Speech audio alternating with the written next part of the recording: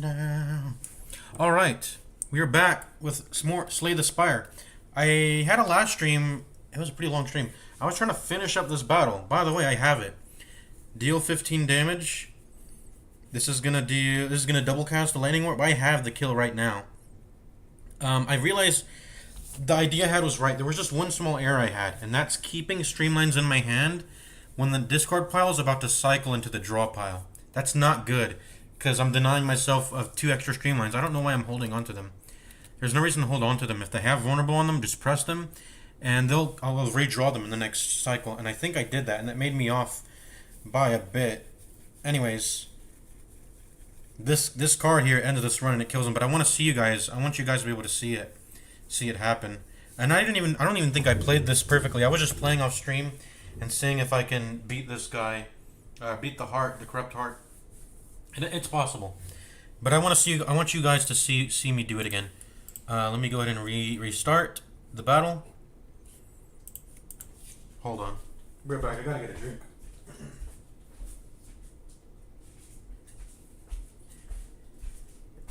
Yeah, maybe I shouldn't talk so much. I do a lot of talking in these streams, and it's only my throat starts hurting because I talk too much.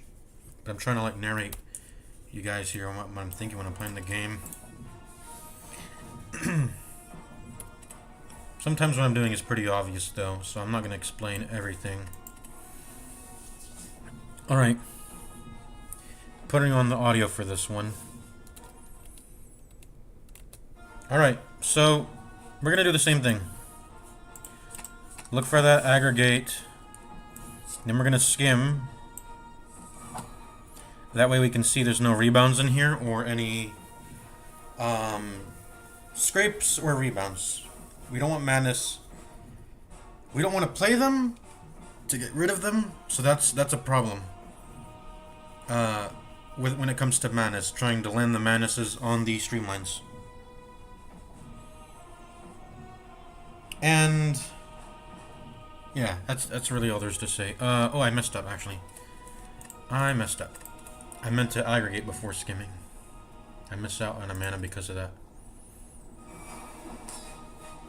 Alright. So something I just need to be way more... I need to remember way more is that when I...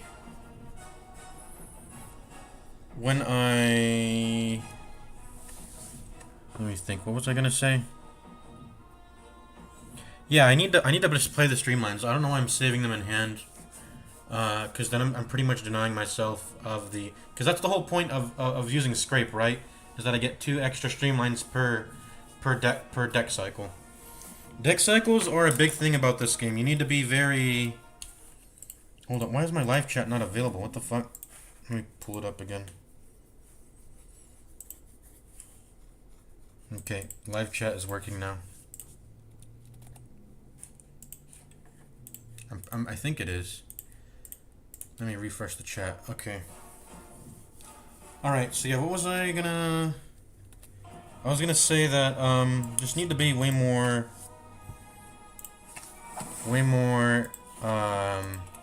need to remember that I'm scraping to get those extra 2 streamlines per deck cycle. If I'm about to draw them again, but because the discard's going back into the draw pile, I need to play that. Because that's the thing about Runic Pyramid, is that if you... Or just it's a thing about retaining in general. If you have something to play and you just play it, because you're going to draw them again in the next deck cycle. Yeah, I repeated that already, I think. Okay, aggregate. Then we skimmed to see if this madness was possible. Which it is, because we didn't draw scrape and we didn't draw rebounds. And we got a... We don't have the streamline in our hand right now, but I can seek for it. And that's what I plan to do. Wait, why don't I have streamline in my hand? Did I... For some... No, okay, I'm being crazy here. For some reason I thought streamline was in my starting hand. But it's not. I have to seek for it. I'm seeking for it, pretty much. Alright, this is where we played auto shields. This is the only auto shields fight we're gonna get this fight, pretty much, because of loop. The loop that we're gonna draw next turn. I know the draw order now. Like I've picked up on the pattern now, but we're not really, like I said, we're not really capitalizing on it. That's not what I'm trying to do here. Seek, And then what did I seek for? I seeked for a Streamline Plus. And then just play everything, right? Played everything. Guarantee the Streamline. Then I seeked again for Madness and Consume. And then I secret weaponed the other Streamline. And I pressed Consume. And I pressed Madness. And there's my 2 Streamlines. Alright. So this fight is beatable. I pretty much did it off stream and I was kind of just like doing it like sort of casually. I wasn't really thinking too hard about it. Alright. So we got 5 cards. We pretty much want to play every card. Because we have 5 cards in our hand. We have to play the entire hand, so that's what I gotta do. So I'm forced to play Fission right now. Wait. It exhausts? I thought I'm supposed to not. I thought I was supposed to discard this fight because I remember getting Fission later on again. But I guess the way the RNG is seeded is not. It's not seeded to a card. It's seeded to something else. But anyways, like I said, we're not gonna metagame. Except actually, I think we might have needed to meta. I guess we might have needed to metagame because I'm pretty sure the only way I even win this fight is because I remember I got a second Fission.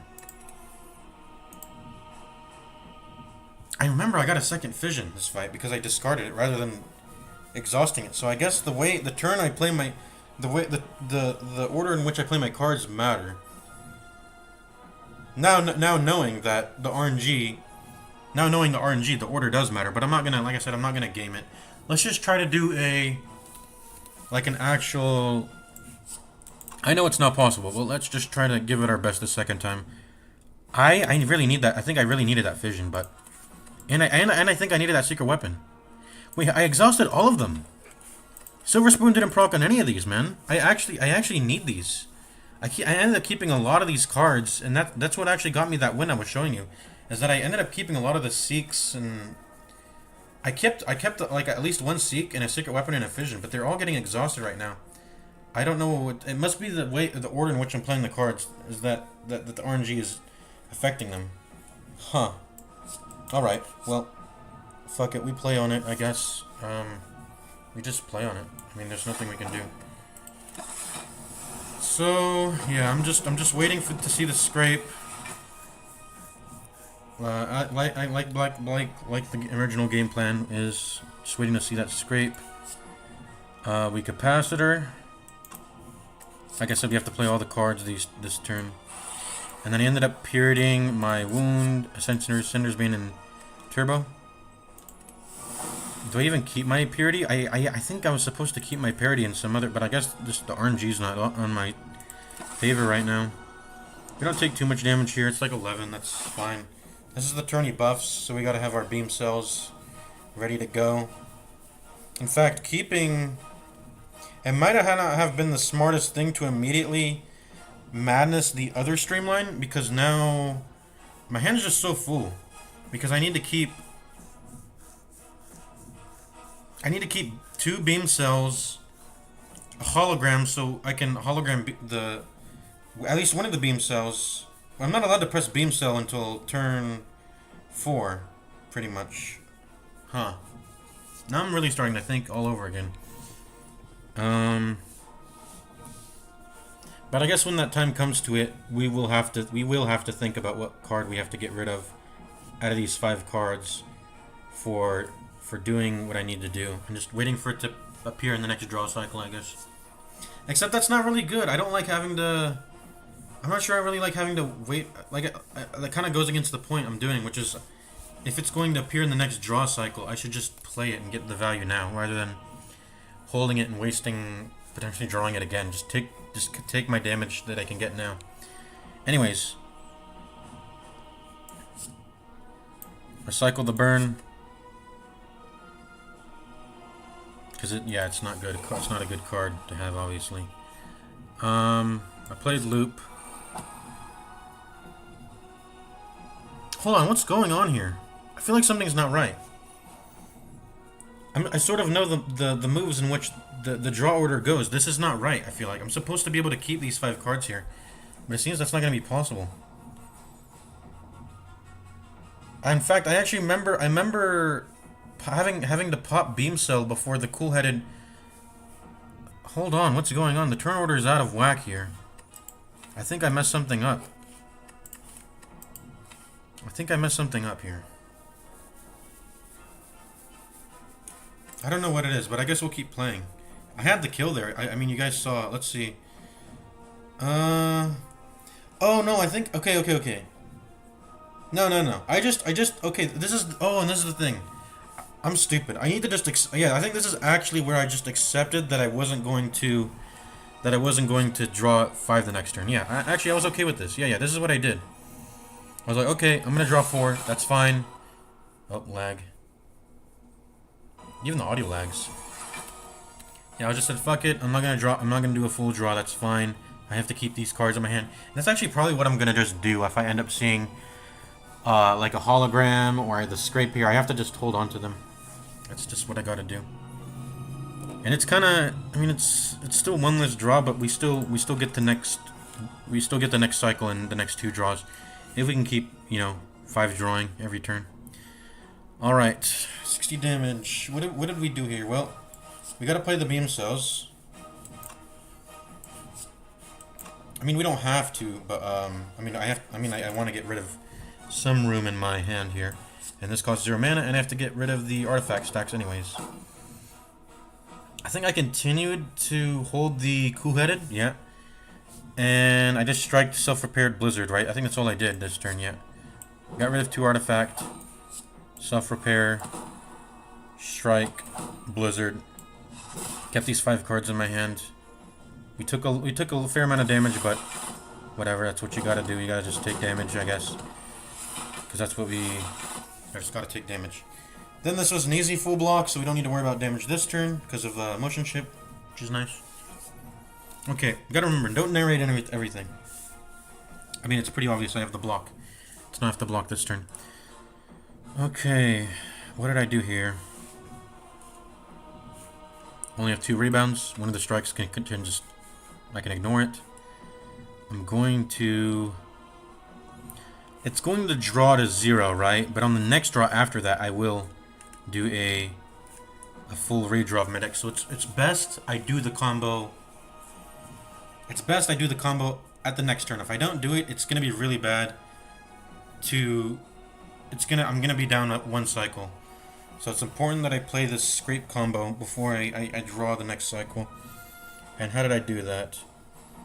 I don't think I could do it this turn because it's a 3 mana combo. I think I had to hologram a beam cell and just kind of get rid of my other cards, right?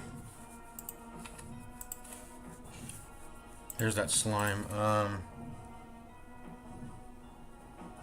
There's no way I'm doing the combo without beam cell. So I had to hologram a beam cell.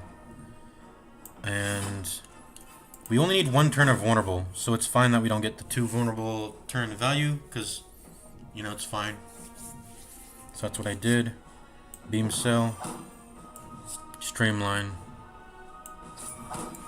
zap, and then we just accepted that we're only drawing 3 next turn. Yeah, that's fine. And then on turn 7 it's gonna buff, so we have all the time to attack afterward.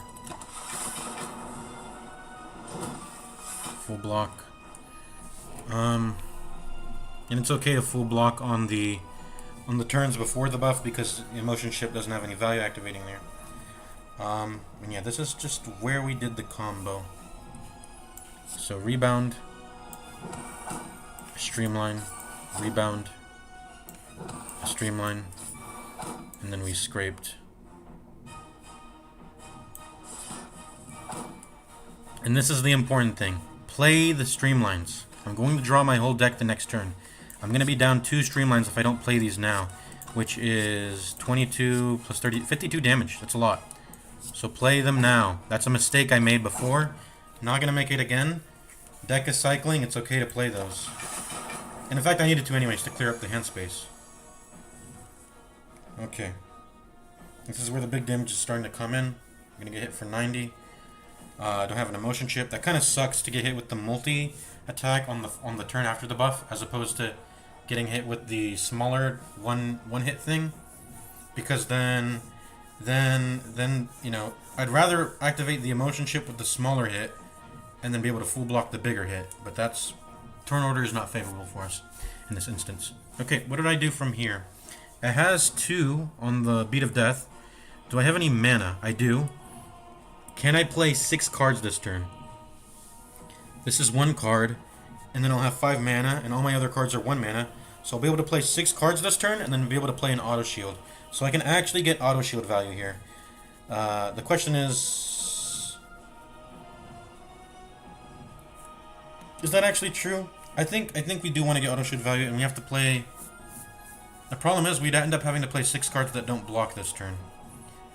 I think this is actually where I remember getting the fission. I remember getting fission at this point here, but it's exhausted now because of the way we play our cards in a certain order, and which denies it the RNG of getting silver spooned. But that we're not replaying these to game the cheesy doodling. We're playing it to try to play better, you know. So I think as long as I remember to play the streamlines before every deck cycle, we should be fine. Let's see, what's my deck size? My deck size is 32 right now. So what did we do here? This is a big hit. I don't want to press weakness on him just yet. I think I actually did. I pressed weakness at this point. I remember pressing weakness at this point. Even though you should probably save it for turns 11 and 12. I think this is where I pressed it because like I just needed to. I was gonna die to 90 damage, and as you saw, I was able to beat him before he did the attack anyways. So this is where we pressed the weakness. It's too much damage. Theoretically, we could block 24 plus 15 if we played 6 cards and auto-shielded last. Is 24 plus 15 good enough? No, that's like 39. We're still getting hit for 51 damage. That's still death. We need to press weakness and reduce 30 damage from that. There's just no way out of this. I mean, I could channel some channel some frost orbs. That would be pretty good too. You see, this would block for 9. This would block for. I mean, we have to take 2 off because the Beat of Death is at 2. So this would be more like blocking for 7. Block for 7. Block for 7. It's just not that high value. We have to press weakness potion here. Pretty much.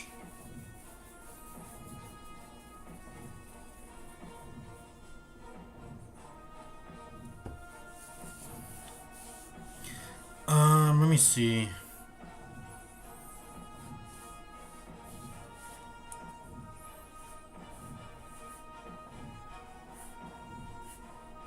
Yeah, this blocks for 3 at this point because of the Beat of Death.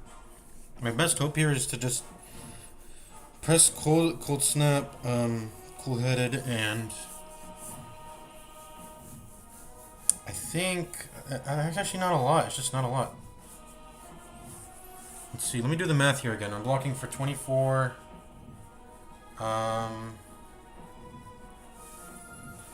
24. Let me do the math. I mean, this is going to be a weakness turn. Let's say we even block. And no matter what, it's a weakness turn. Just to survive and not die. Let's see here. And yeah, this is where I remember getting Purity. I pressed Purity here, and I fissioned. I kept a lot of things, but they exhausted because of the order in which I played my cards was different this time around.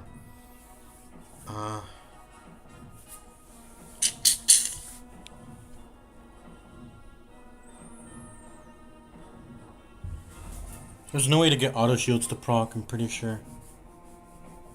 So it's just gotta be. I think if I wanted to just max defend, it's gotta be recycle the slime, and then cold snap, cool headed, equilibrium. That blocks for the most, right? Blocks for 11 plus 7 plus 7. 11 plus 7 plus 7. which is 25. 25 plus 24. 25 plus 24 is 49, which is a lot when it goes down to 60.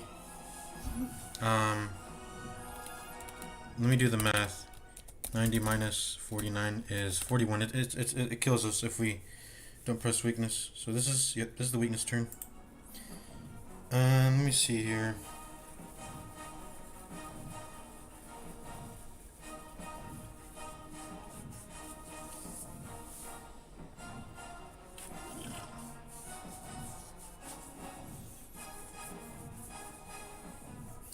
Let us see here. Weakness has to be pressed. Well, not much to think about. Just do that, right? What if I recycle the equilibrium though? Would I block for more? No, it would block for less. It would block for 6. For 2 mana, I'd block for 6. Whereas if I just do this, it'll block for 11. Okay. Recycle the slime. Actually, maybe better to recycle the auto shields.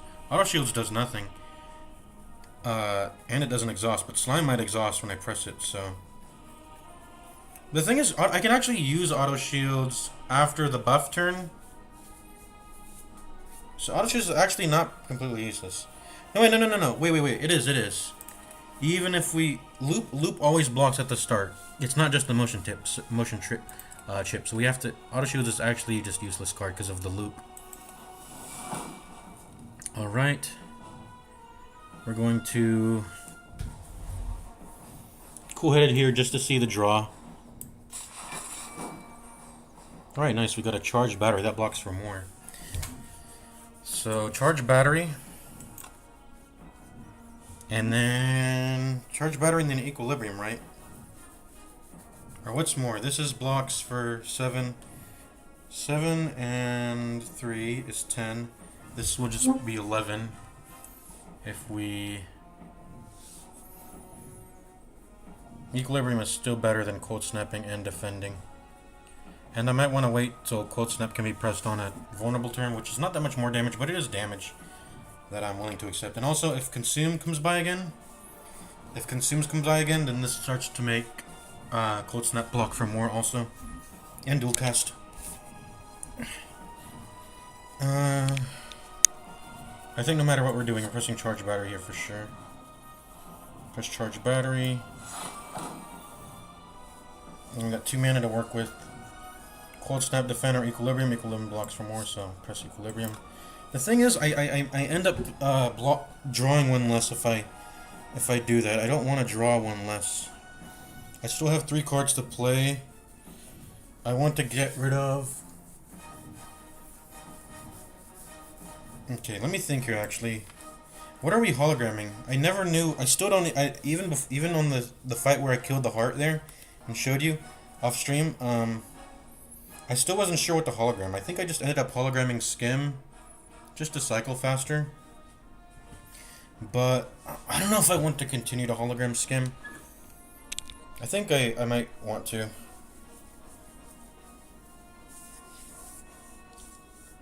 I wonder if you hologram Skim when you're at the bottom of your discard pile or at the bottom of your draw pile. On the turn you play Skim, can you draw Skim again? Or does it... I don't know what the order of things are. Let me actually ask ChatGPT. That's a pretty important question. Let me ask it. In Slay the Spire, if I play a card that draws cards while at 0 cards in draw pile, do I get to draw that same card again, or will it go into the discard pile? Into the new discard pile. New starting discard pile. I'm pretty sure the answer is it will stay in the discard pile.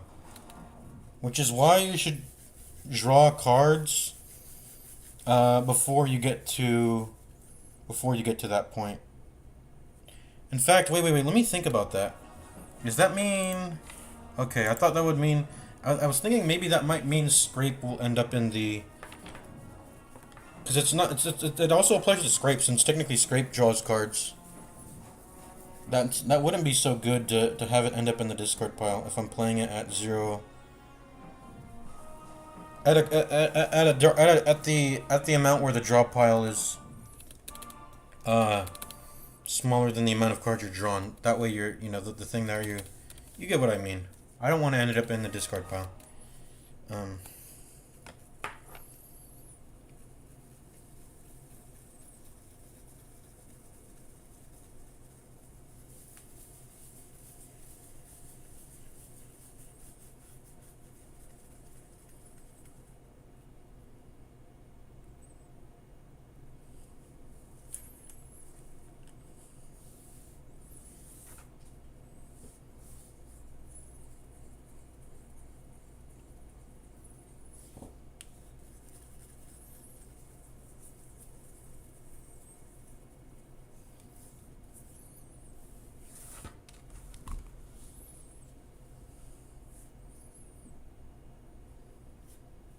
So yeah, that applies to any card, because what it does before it draws is that it puts the discard pile into the draw pile, which means that won't include itself.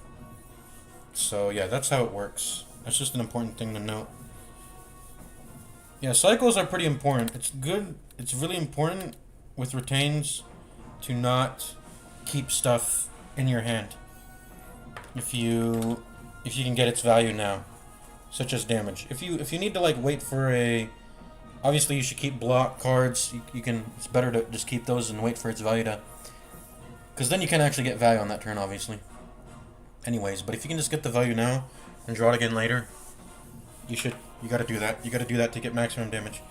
Anyways, here, what was I gonna do? What was I gonna do again? I wanted to draw more, right? I wanted to draw more. So, I think I'm for sure gonna Cold Snap Defend rather than Equilibrium so I can draw more.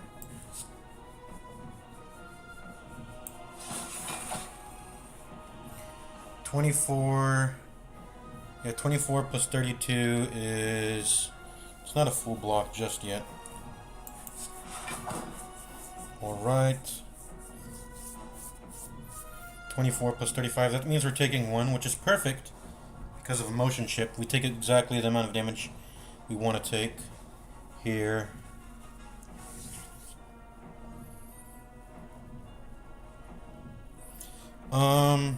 Okay, that's actually better than playing Equilibrium then.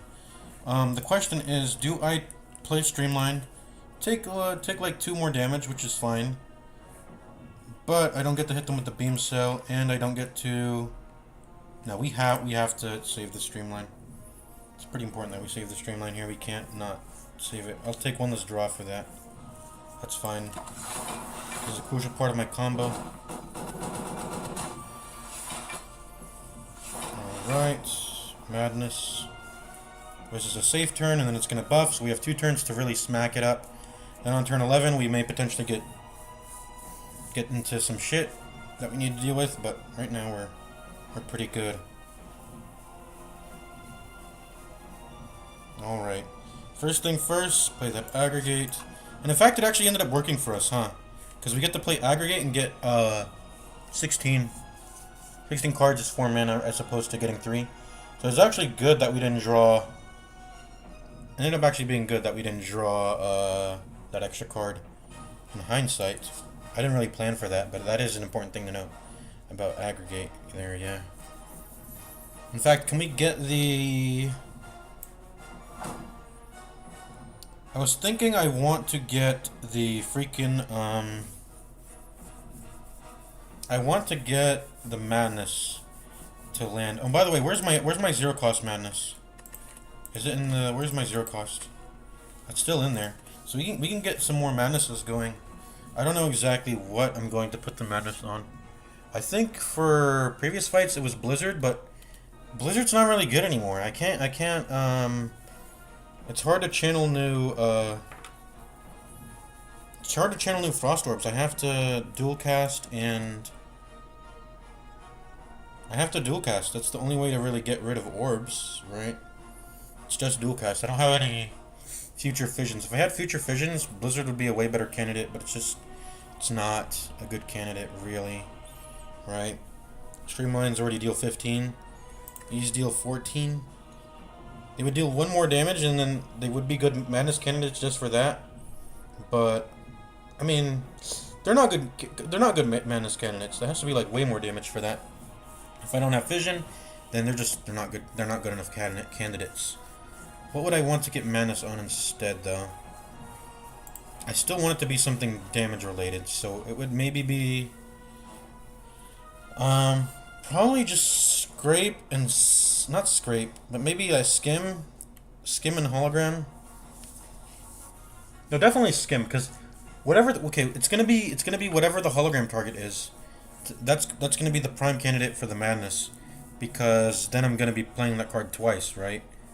So what would that?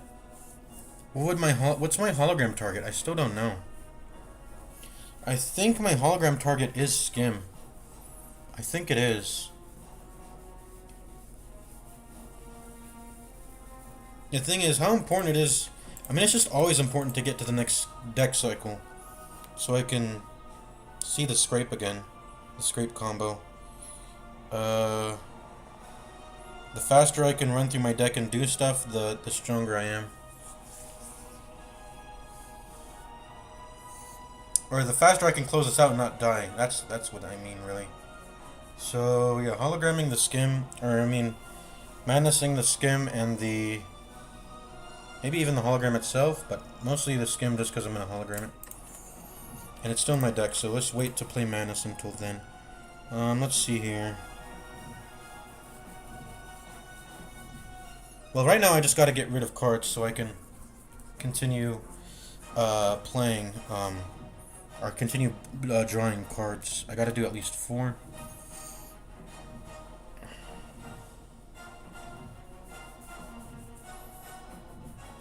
I guess the defense. Really wish I had Purity. Alright, it's 4 cards. I'd like to save attacks for... As much as I'd like to save attacks for the scrape turn, unless I have accompanying mana bonus, which I ended up exhausting my turbo. Like aggregate, which I already pressed aggregate on this turn. We can't actually make use of attacks on that same turn that we're doing the scrape combo. Because scrape, rebound is 3 mana, so I guess we just gotta get rid of everything when we have the mana now. That discards, man. Okay, block, lag, block, equilibrium, strike. And then I have the option to madness something here. Do I want to madness the scrape so I can get the extra blizzard in with the vulnerable?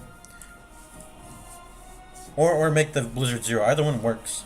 Okay, that might actually be the it's skim.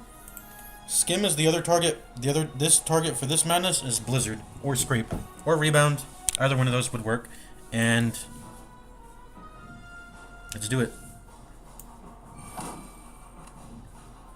Alrighty, end turn. This is where he's gonna buff, and we gotta kill him quick before he kills us now. Alright. What do I do here? Consume Strike. Consume Strike actually lines up the madness perfectly, right? For either the blizzard or skim, which I'm fine with either one. Either one is gonna work for me, you know, either one. It'll let me include the other blizzard too if I get the madness to land on the blizzard. So it might actually be better to land on the blizzard than it is the skim. Either one I'm fine with. And I also have to play 3 cards this turn, which that could be the 3 cards. Madness, skim, and scrape. Zap, I still don't know what to do with friggin' Zap. I want to recycle it. I mean, Zap is a useful card, but it It's starting to become more useful for sure right now, because I do need the extra damage. And I also need... Oh man, we're not even close to killing the Corrupt Heart. We're on turn 10. This is not where... How did I get so close? How did I kill it last time? I'm realizing how much more damage I need to deal now. Oh man. Alright, well... Let's... What happens if I zap, then consume? That'll actually get rid of the... That'll actually get rid of the lightning orb I just channeled. Do I want that, or do I want more lightning orbs? I'm not sure. And by the way, when this turn 11 comes, we're kind of going to have to pray that it's the big hit and not the multi-hit. If it's the multi-hit, we got to just say our prayers, because otherwise we're dead. It's the multi-hit on turn 11 right here. Alright, be right back. I gotta go get a drink.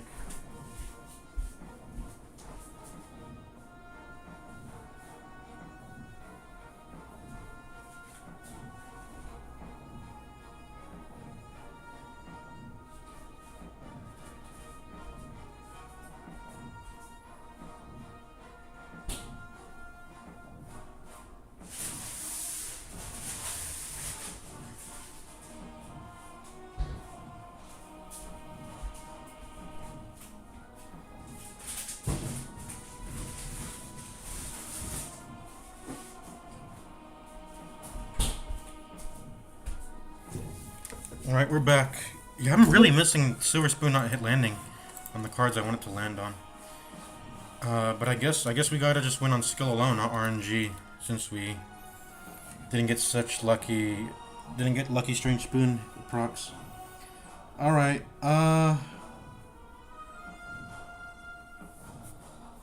so zap consume or consume zap? I don't know. I think I'm gonna go do consume zap. I think I want the damage. We just gotta risk it for the biscuit. Or should we skim this turn? The thing is, I'm not gonna get any mana to be able to play whatever I skim for. That's the problem. So I don't think I want to skim this turn.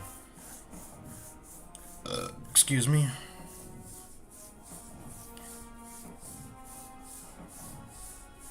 Alright, consume. Zap it is. And then...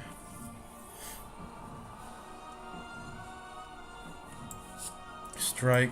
And then we're gonna get the Manus on whatever... You know, is whatever. Do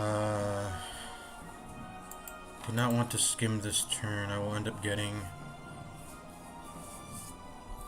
Yeah, I'll end up getting nothing from it. End turn. Just kind of say my prayers here. Okay, it's the big hit. We're in good. This is good. Alright.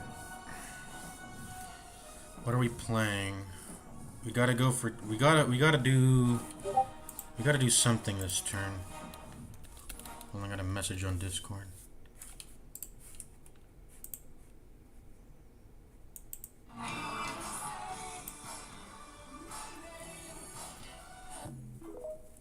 I sent a TikTok.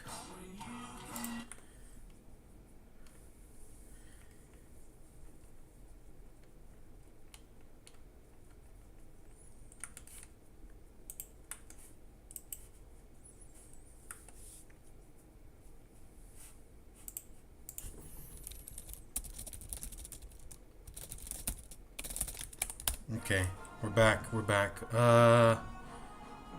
What do I do? What do I do this turn? I need my other rebound. And what did I say I want a hologram? Skims. We're gonna be drawing 4. Is it possible to draw 3 more? I think no. Yeah, we're redrawing the pile at this point. Before I skim, I have to do. No, I don't have to do the combo. Because I'm gonna put 2 streamlines on top. Then the script's gonna draw 4. Then it's going to do a full redraw, so I effectively have 8 cards of draws to work with. So I think we're keeping... Are we keeping hologram this cycle? Or do we want to play it this cycle? Because it's... If we keep it in hand, The thing is, I have no mana. I have freaking 3 mana this turn. I can't really do much this turn. And I still have to worry about blocking. Am I gonna die? 18 plus 18, 36. 36 minus 51 is... I'm gonna take 15 damage. I'm in the clear right now. I'm in the clear. I'm only taking 15 damage this turn, and then I'm pretty much... I should expect to die next turn. Damn, actually, yeah. I guess this fight is RNG. I played everything, like, as perfectly as I could. I guess the RNG is nuts. It's just not in my favor sometimes. And in that last example, it was because I had Silver Spoon get way more value in that off-stream fight I did, and I show you guys me killing the Crypt Heart. I think I still go up in Ascension after doing this, right? That's all that really matters to me. As long as I go up in Ascension, I think you only have to go to Act 3 and beat the boss there to go up in Ascension. I don't even think you have to beat the boss. I think you just have to reach the boss on Act 3 to go up in Ascension, but I ended up beating the Act 3 boss. Crypt Heart is optional when it comes to going up in Ascension, I'm pretty sure. As long as you see the score screen, you go up in Ascension. I'm pretty sure. Alright, what do I do here? We could also just wait another turn, but then we'll draw 5. We'll only be able to put 2 Streamlines back on top of the deck. So the scrape will actually go into the discard pile for the next cycle, and I won't get scraped for the next cycle, which sucks. The thing is, how much does that really suck if we're gonna die next turn? Do we die next turn? Let's just hope we don't die next turn. Let's hope we can, like, dual cast Reinforced Body through it, and then we can get one more shot on turn 13. And then after turn 13, like I said, now is that's the actual, like, the 300 damage turn is gonna be on either turn 14 or 15, and that's when we actually die. So we have, if we're lucky, we'll get until turn 14 or turn 15, because technically we go first on every turn, right? We'll get into turn 15, if we're lucky. Turn 14 to kill this heart here. Is that enough to kill the heart? Maybe. Maybe. Anyways, where's my other hologram? I mean, rebound, not hologram. I need to get it. I need to get it.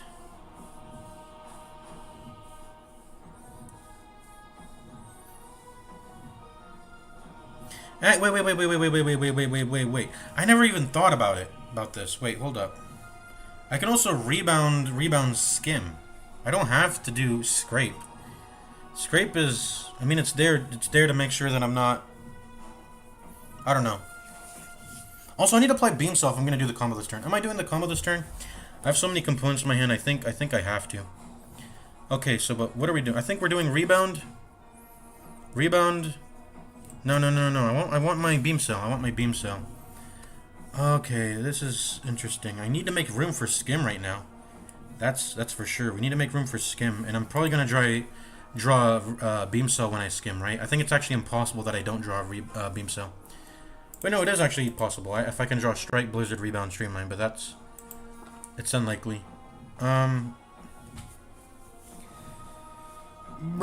I gotta make room for... I gotta make room for 2 more. I have to play 2 cards. Here. I have to play 2 cards if I want to... What's the word? If I want to get to the next turn, or not get to the next turn, play the skim for full value, which I do want to do. Or maybe we just accept that we're not getting the full draw. Excuse me. There's nothing satisfying here. Both the Beam Cells are in the draw, so I can't even hologram Beam Cell.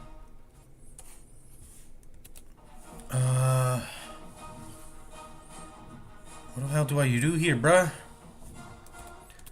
What the hell do I do here? I was beating the heart on the last run, but that's because I got good Silver Spoon RNG. Oh man, oh buddy, oh man, oh damn. Yeah, we could just skim for 2, but that's like that can be very bad, hit or miss. Hologram, what do I hologram here, man? Hologram a... I could hologram a recycle for mana. That's such low value though, I think. And what would I even recycle? I don't want to recycle anything in this hand. This is just tricky, man. Okay, how about this? We're going to rebound a...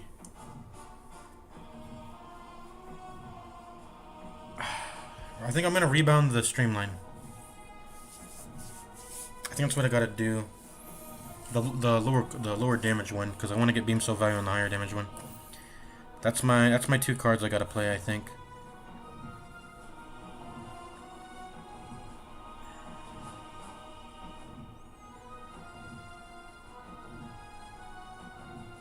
Or I could rebound the skim. You could also do that. No. No. Man, I really want to do. I want to save rebound for scrape, and I want to save hologram for skim. I still want to do that, but like, you gotta make room. Did I just play the blizzard? I guess I'll just play the blizzard. I'll just play the blizzard, I guess. Blizzard and hologram. Blizzard and hologram, and we have to not be able to hologram the skim this turn, which is fine. It's fine that we don't hologramming it. What are we doing though? What are we hologramming? I think we're hologramming.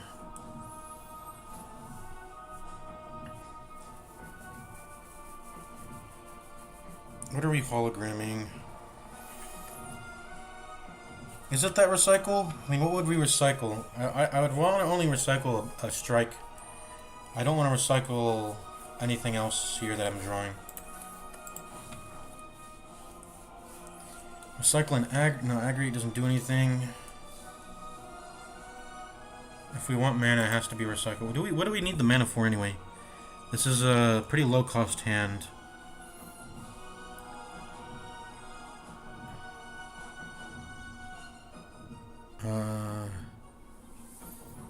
Blizzard hologram is 2 mana. I'm left with 1 mana to work with.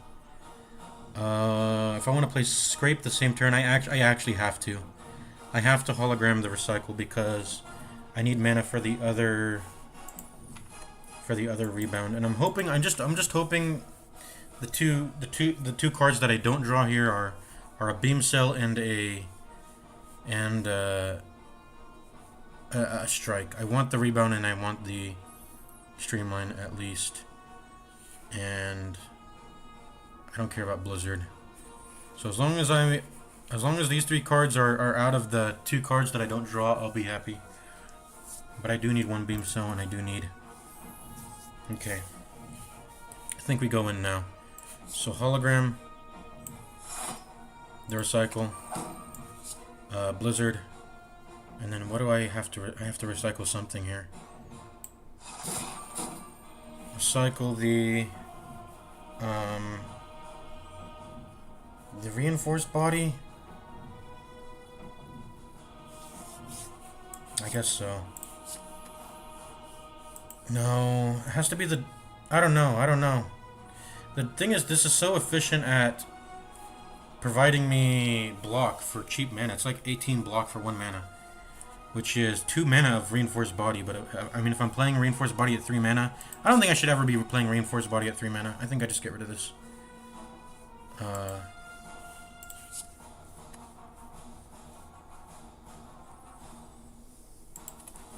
just gotta get rid of that, I think. Okay, skim now. Alright, I got the Streamline Rebound that I needed. We're good. Alright, Beam Cell. We're doing the combo now. Beam cell, rebound the streamline, rebound the streamline, scrape it all back, and then do this because the deck's gonna cycle next turn. And then, oh, are we actually dead? Might be actually dead here. Because of all that beat of death damage. What is it called? Beat of death? Uh-oh. We don't actually block enough now. We actually don't block enough now. Let me do the mana, or math.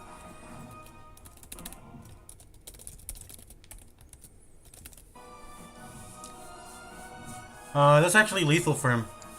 I guess we fucked up by pressing the lightning, huh? If we had just one more frost orb, we wouldn't be dead here. I guess I fucked up by pressing the lightning when I didn't need to. Alright, GG. Do I just let it end here? Do I end turn and let it kill me?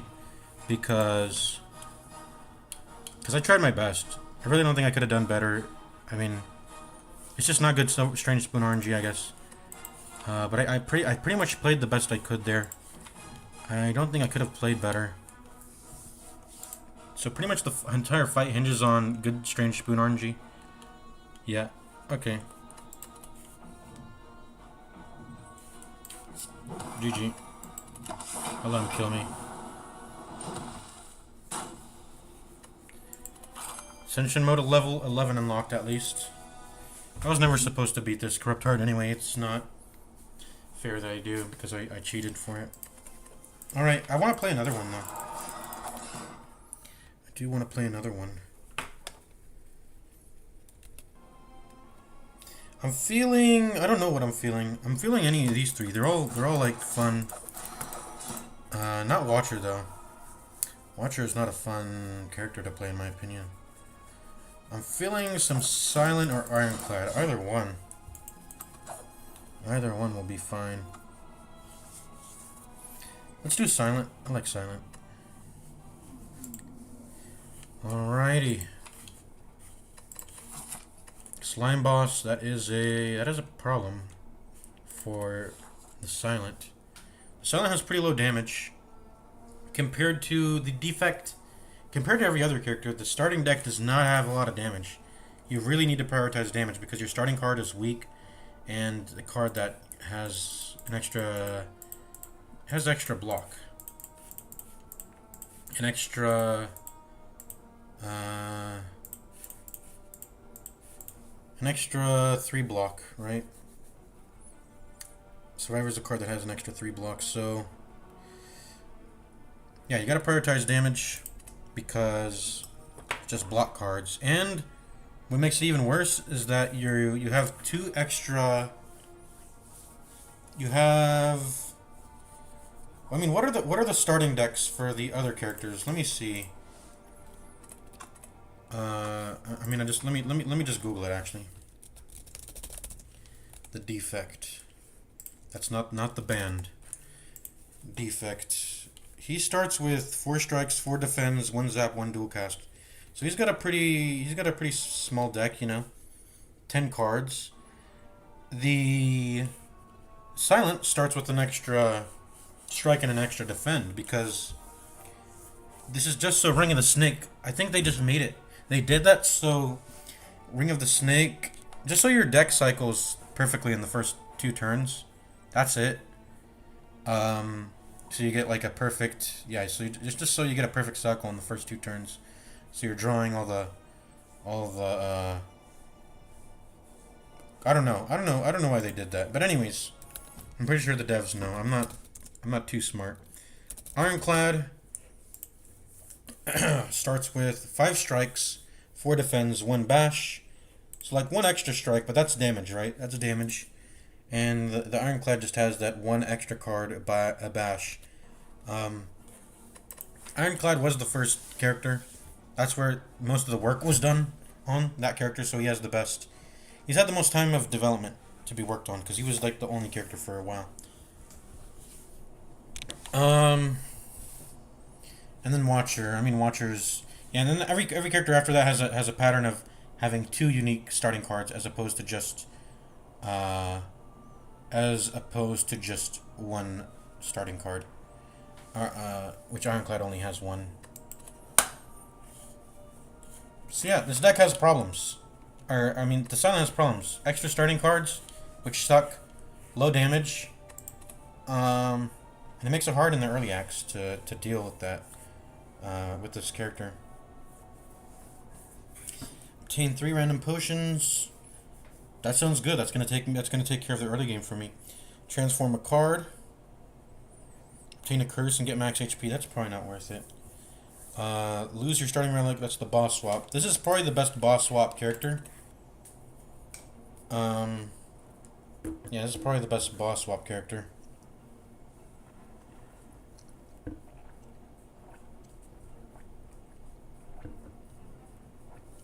Alrighty. 3 potions or transform? 3 potions is better. But this is a low enough ascension that I feel comfortable in doing a transform. But it probably would be better to do 3 random potions. But I'm gonna do transform a card because it's funner, I think. And it'll pay off in the longer run, obviously. If I can survive through this first act without the 3 starting potions. Let's do it. Already clicked it. What am I gonna do? I defend probably because the defend is, like I said, this character needs damage. Fucking grand finale, bruh. I mean, it's 50 damage if I can get it on the second card cycle. Or the second turn, where I draw 5 cards after drawing the first 7. I mean, there's that. 50% chance to have a card that does 50 damage to everything. Sounds good. Sounds kind of good. Alright, let's mark everything up.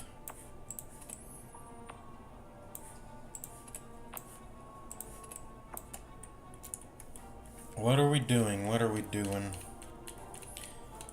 We are doing... Let's see. I want to go to the most campfires in Act 1, I think, if possible. Silent is weak early on. Let's see. 1, 2. It's a 1, 2. So there's a 1, 2 and a 1, 2 here. I'd like to do one before an elite. So let's do it. Let's do this one. Let's do this one too. So it's got to be this one for sure. And if I'm on Ascension 20, it has to be this one. I can't take an elite without going to a campfire first. That's just a death wish. So probably something like this. Just 2 elites, 2 campfires. Can go to a shop if I want to. And yeah, that's the route pretty much. What are the other options? I don't want to take the other options. Campfire before elite. That's what Baylor Lord says, at least. Alright. This is 1, 2. This is a 1, 2, 3 elite, but there's only... You have to give up a campfire for it. That's usually... If I'm giving up campfires for an elite, that's usually not an elite that I'm willing to take. I'd rather... Yeah, not have to do that. Typically. Alright. Let's start here. Nice thing about this character is that you... And then there you go. I draw Grand Finale on the first turn, which sucks. Nice thing about this character is that you don't take a lot of damage early on. Because, you do, like I said, you do have weaken and you do have extra block.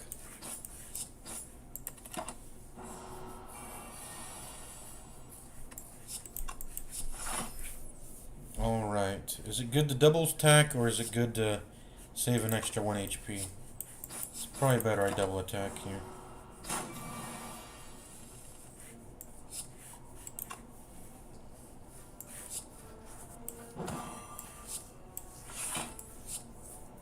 I'll take 2 damage, or do I try to...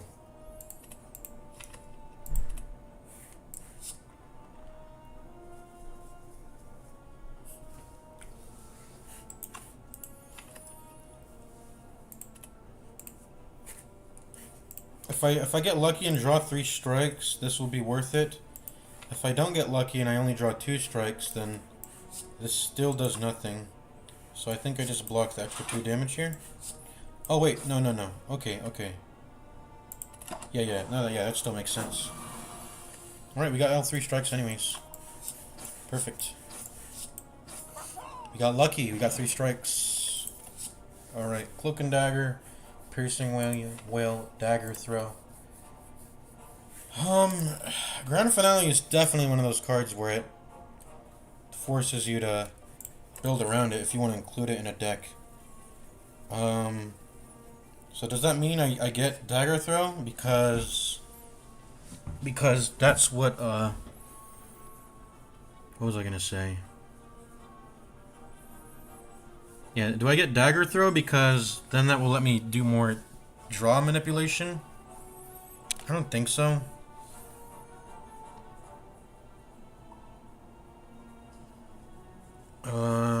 Yeah, I'm not. I'm just not gonna play around the grand finale. If it does give me, if I can get the grand finale. I've never even done a grand finale deck. What do you even need to get it to work? It's such a weird card to work with. You pretty much just need to play a low card deck in order to make it work right consistently. The bigger your deck is, the more, or you need to have retains. You need to have retains. That's how you do it. You have retain, then grand finale does stuff. And I mean, even if you have retain, if your deck is too big, then even then it's probably not going to be worth it to keep a grand finale. All right, let's get piercing whale. I mean, you never pass up a piercing whale. It's just too good, I think. It's just too good of a card.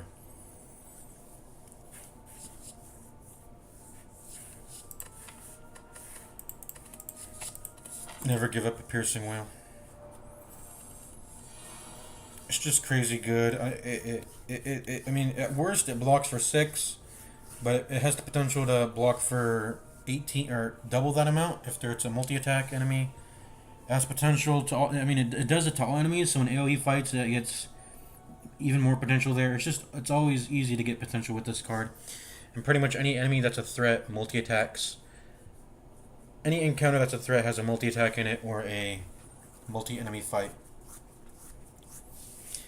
And even in some instances, like the plant one, I think they lifesteal depending on their damage, right? So you even reduce their healing that way. It's just there's so many ways for this to get its bonus off. Drew grand finale on the first turn. That's cool. Not that I'm gonna draw it on the second turn, anyways. Now that my deck is 13 in size as opposed to 12. All right, what do we do here? Survivor, defend, then strike. Yeah.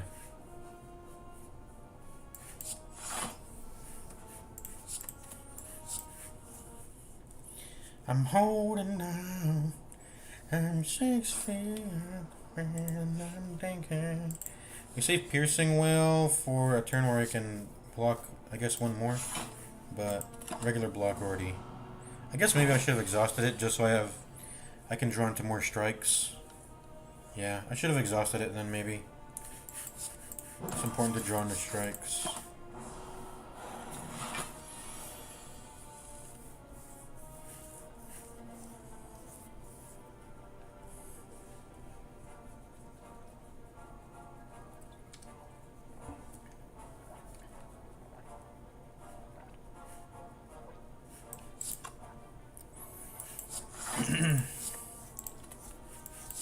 Full block again.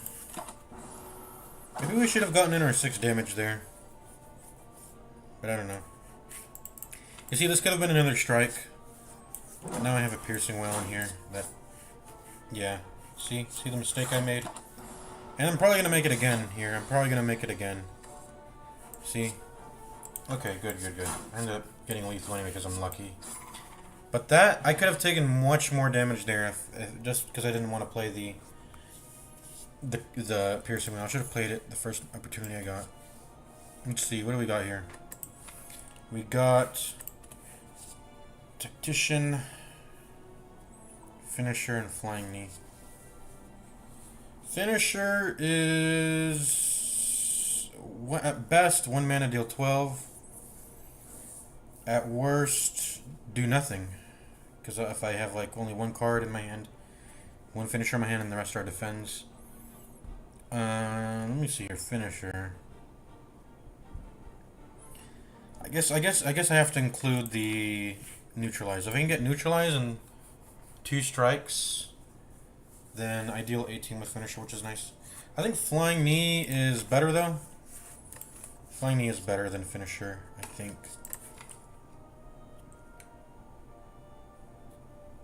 Is that true though? I think it is. And I think it will pay off in the future to have Flying Knee. Also, I think these perform about the same. Finisher is just, it's RNG dependent. I mean, finisher, if you get shivs, finisher becomes really good, but I don't have shivs. Flying Knee versus finisher.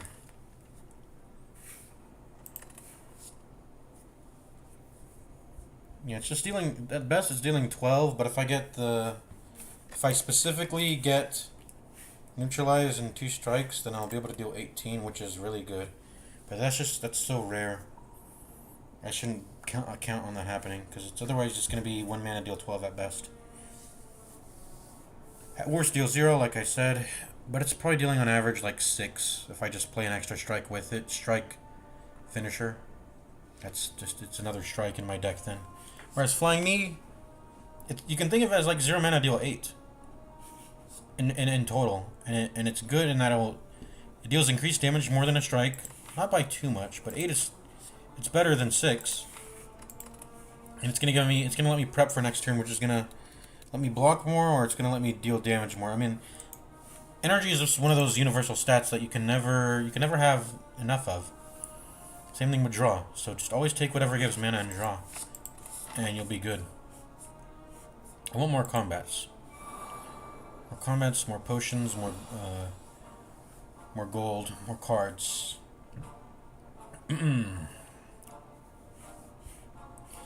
Looks like they're hitting for 13. Good thing I have Survivor Defend. Or actually, I can Piercing Well. See, this is where the Piercing Well value comes in play. Boom, only taking 1 damage. In fact, let me go ahead and pop both your shields. I'll take the 1 damage. I drew a lot of my defends that turn, so I'm going to go ahead and get higher chance for a lot of damage this turn, which will let me finish him off.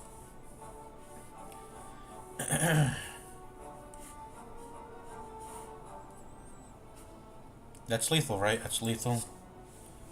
Boom, boom, boom. I want you in my room. Acrobatics. What did I say about draw and mana being good? I think we have to take Sneaky Strike, though. Because if I don't, I won't have enough damage for this upcoming... I won't have enough damage for this upcoming elite, maybe. I need to take Sneaky Strike because... I need damage. I need damage. I need damage for the friggin' need damage for the upcoming elite. Acrobatics is gonna deal no damage. It will let me manipulate my card draw though. How much will that matter?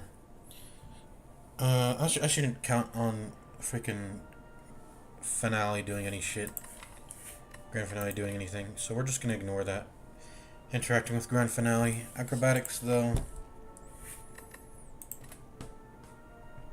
I love taking Acrobatics, but I can't do that right now.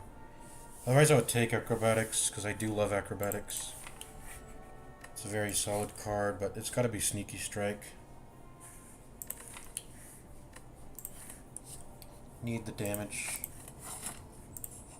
Pretty sure I need that damage.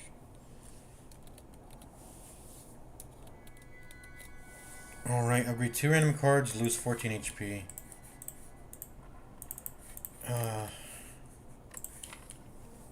Don't want the Grand Finale to get hit here. Lose 14 HP.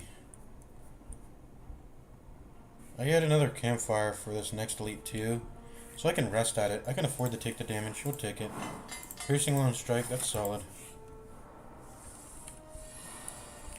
Let's see. Neutralize. Survivor, a Defend. And we get the mana back, which is really cool. Strike plus, and then we can choose to block 1 damage here, or we can go for the kill. He's 20 off lethal from my next card draws. I think I'll strike and take that extra damage here. 1 extra damage is fine. And now we just need to draw the strike, and then we have lethal.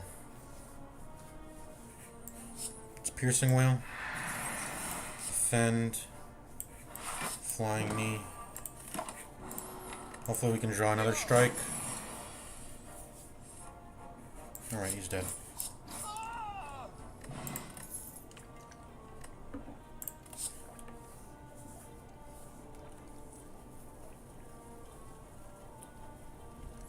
Put a card from your hand on top of your draw pile. It costs 0 until played.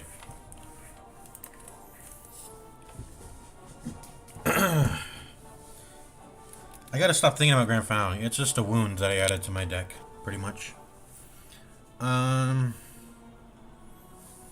Yeah, really regretting that transform now. Should have just taken my 3 potions, because transforms can be bad. 3 potions can never be bad. And you need it as silent anyways. Any card will want it anyways. Any deck will any character will be fine with taking 3 potions. I don't know why. I got a little greedy with that transform. I wanted to get something cool. But I got something poo. Alright. Setup. It's not a thing, right? Putting this on top of my draw pile to manipulate Grand Finale. It's not happening. We're not thinking about that. And get another piercing wheel. We can get acrobatics now. Do I get another piercing wheel or do I get acrobatics? That's the question. I think I'll take another piercing wheel. We're about to upgrade and then go to an elite here. What am I gonna upgrade, by the way? What am I gonna upgrade? What am I gonna get? I think neutralize is a solid choice. It's 0 mana, so you can always play it and get its value, which is a nice thing. So even if you're on a turn where you need to defend a lot and you see neutralize there, you know, you can play it. You can play it still and get the weakness. I think neutralize. What's gonna happen here? I wish I had a damage card I can upgrade instead, but none of these damage card upgrades seem good, and excuse me, the game's not giving me any damage cards anyways. Another piercing whale or acrobatics.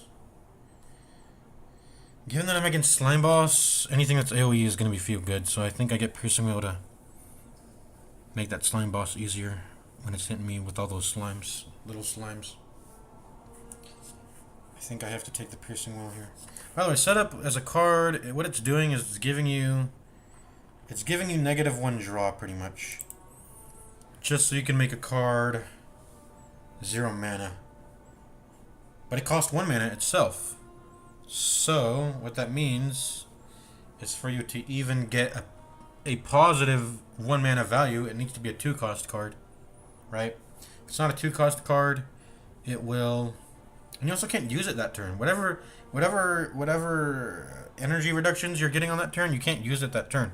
Unless you're also drawing at the same time. If you have a card draw, then you are able to get setup value.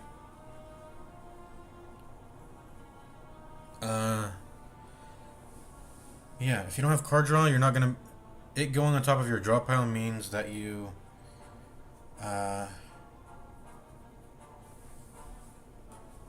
Forgot what I was gonna say.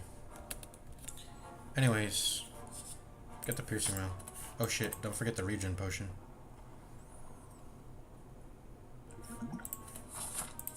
Alright, upgrade time. We are doing neutralize, like I said. Get that extra turn of weak. Alright. Neutralize, flying knee, strike, pretty good. Opening turn. Do I press regen now, by the way? I don't think I'm letting it go to 5 turns. Probably press it on Lagavulin or Sentries, though. If I need to.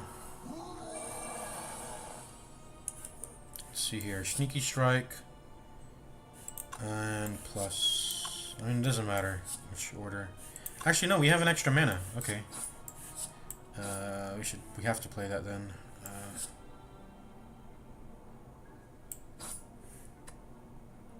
I guess I played it. I guess I could have played 2 strikes rather than a sneaky strike. It doesn't matter what I did there. Piercing whale is definitely worth it. It is also worth it. And then this is also worth it. I gotta go for the kill soon. Neutralize, strike. Looks like I'm drawing all damage next turn. The worst I can get is... I guess there's nothing really bad I can get here. So let's go ahead and... What's the worst draw I can get, actually, though? It's a grand finale, strike, and flying knee, right? That's the worst I can get. Anything with grand finale is going to be... But, I mean, what's the... let me just think...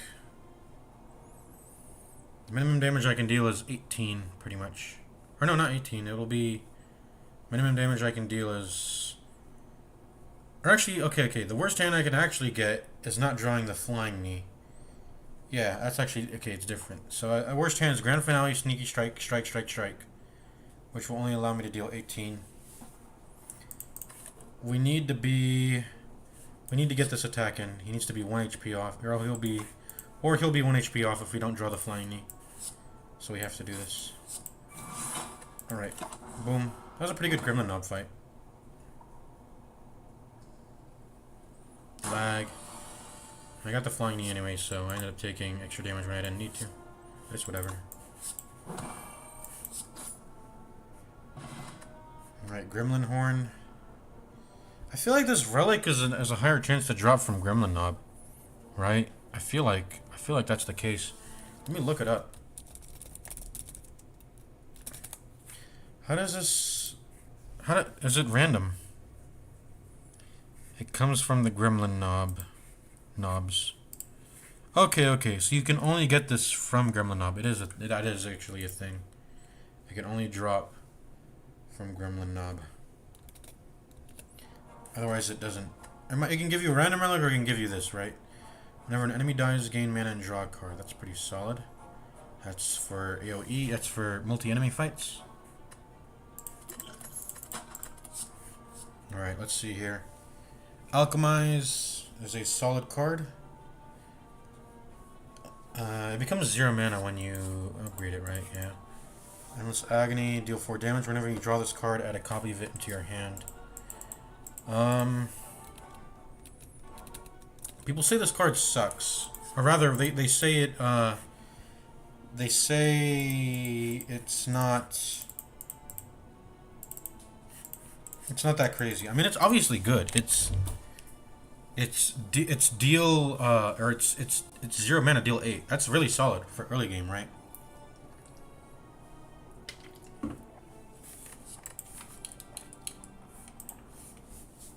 It's sort of equivalent to Flying Knee, in fact. In that it's a net... I mean, technically Flying Knee costs mana, but it gives you mana. But in total, they're 0 mana, deal 8. Bring it back, gotta use the restroom.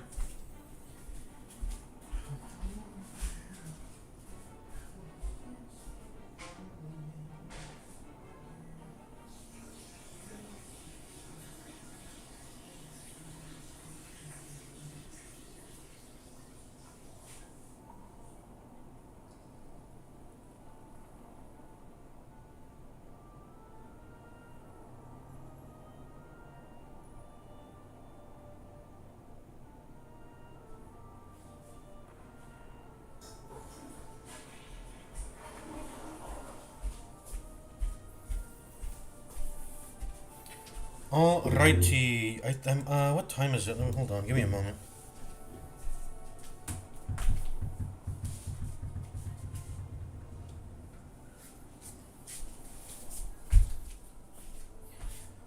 Alrighty. We're back. Endless Agony. It's more damage. I mean, I was able to beat a Gremlin Knob. I didn't need any more damage. I am going to have problems with... Lagavulin is actually a tricky fight for the Silent. I think. The thing about Gremlin Knob is that if you can get the appropriate amount of damage, then he's actually not too hard. But if you don't, then he's extremely punishing. And he may not necessarily... Gremlin Knob, I feel like Gremlin Knob is the type of boss that won't necessarily kill you, but he'll do a shit ton of damage. But you will be able to finish him. As long as you have the sufficient damage, like I said, which is not the hardest thing to do unless you get absolutely 0 attack cards. Then he could kill you, but as long as you get some attack cards, you will be fine. Lagavulin, though, you need to have sustained damage. You need to have a sustained damage plan to take that thing down. Otherwise, it's gonna kill you. And then the sentries, I mean, that's just, you need to have area damage. And you also need to not let the fight go too long either. Otherwise, you'll keep drawing dazes. And then that last sentry is going to hit you for 10 every time and will finish you off also. So that's also a matter of doing it fast. But as long as you have like air damage, you'll probably be fine. Let me see here. So, what do I do?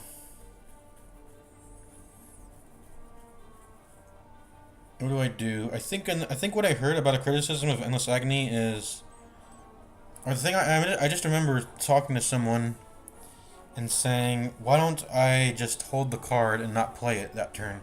Is that bad? They said pretty much guaranteed it's bad. I didn't think so because particularly in a deck where you're using burst, whatever the card is that draws until you get 6. Just because it's good to have zero cost cards in your deck when you have burst, because then you can play all of those zero cost cards and you can make up for how bad their value is per draw with burst. It'll remedy that problem, right? If you play them, yeah, you get it. Play all your cards, press burst, and you get max draw value out of burst for having an empty hand. Anyways, we're not getting rid of we're not taking Alchemize here, so we take Alchemize. It's just too solid of a card, I think.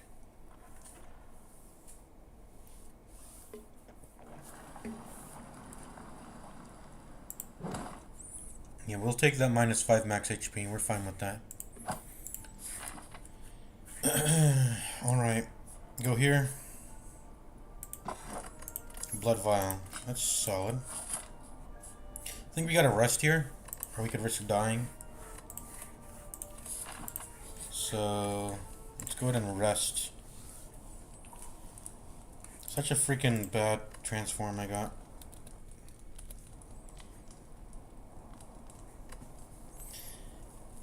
And we don't have any good upgrade targets anyway, so we're fine with resting here.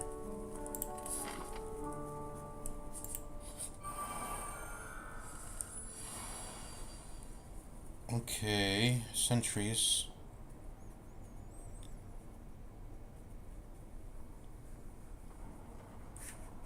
I think I actually want to get rid of all their artifacts so the next piercing whale works. And if I can draw the piercing whale the next turn, then I'll be able to get double value on it, which is block for 10, pretty much for 1 mana. And we didn't draw any defense right now, which sucks a little bit. Alright. Let's not play Alchemize. We gotta start getting in our damage. Let us play... Let's kill this one first. Boom, boom. And then I'm gonna Piercing Whale.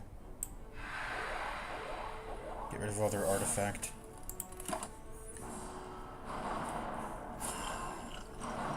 Should we have Regen Potion by here, by the way? I mean, I can save it until the Slime Boss, I think. I might pop it on the Slime Boss. Let's see here.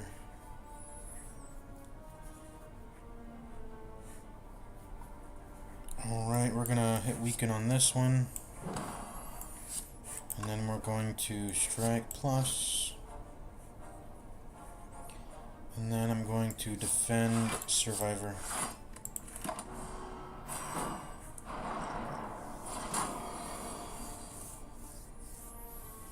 Yeah, we didn't get good Piercing Whale draws there. We got it on the 3rd turn, which means we don't get any Piercing Whale value, unfortunately. We got an Explosive Potion here, don't we? Or do we save it? We save it for the slime, I think. I actually got to save it for the slime. We can't use it here, even though it would feel nice to use it here. And it's not like we're saving much HP anyways, with the way the turns are lining up, so yeah. Do this, defend, defend. I guess I should have Piercing Wailed there. I should have Piercing Wailed. I need to draw more damage cards every turn. And Piercing Wail is no longer going to get double value because I'm going to be able to kill both of them. I should be able to kill both of them, right? Yeah. There we go. You are dead. Alright. Gremlin Horn, didn't get any value there. Well, Flying Knee. I could potentially kill on the 3rd turn, so we're gonna go with this one. Youch! Oh man, what are these turns? Stop giving me dazed. Stop drawing the dazed. Alright, this is really bad. Let's see what Alchemize gives us. We're not throwing that down. Defend. Strike. Fucking grand finale being a freaking curse. We're taking a lot of freaking damage here. We probably should have popped the regen. In retrospect, I didn't expect to draw so many dazed. Man, I drew through all of them.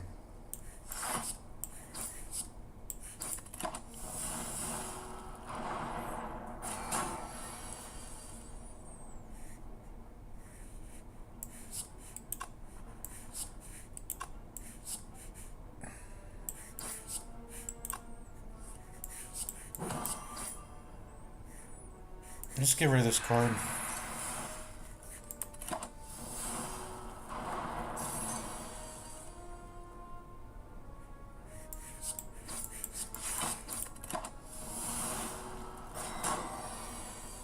Fucking hell. Keep drawing all the dazeds. Alright. This is not lethal still, man. Dang it. Wait, is it? 8 plus 6? Yeah. Not lethal just yet. Okay, die now.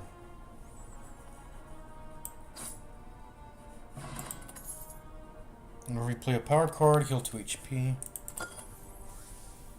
Predator. Blade Dance. Blade Dance is way better. It's like, it's crazy. Why is this card so good? It deals 12 damage for 1 mana. Ignore the shivs, which are, I mean, they're good for like proccing, many attacks. If you have an effect that procs with many attacks, Blade Dance is good too, but it deals 12 damage for 1 mana. It's crazy. Sucker Punch deals damage and applies weak. You can also get it to 2 turns.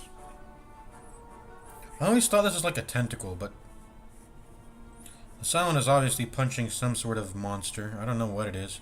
It's got teeth. What is it? What is this? What is the Silent punching in this picture? This kind of looks like the tentacle or whatever. I don't know. Those are teeth flying, right? Okay. Sucker Puncher is not too crazy. It's not really that good of a card. I mean, we already have Neutralize as a card. Having to spend 1 mana just so you can deal 5 extra damage isn't that good. But I mean, when you need damage, you got to just pick anything, When you need the damage, but we don't need the damage anymore. I think we're past that point of needing to. Not needing to need damage, but needing to, like, just take anything. Anyways, we have better options here. We got Predator, we got Blade Dance. Predator is draw and damage. It's next turn you draw 2, though, which is, I mean, whatever.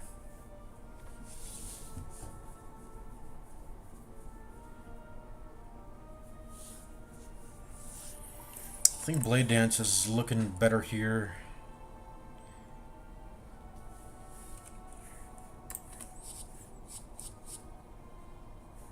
Just in terms of mana to damage. Predator is... excuse me.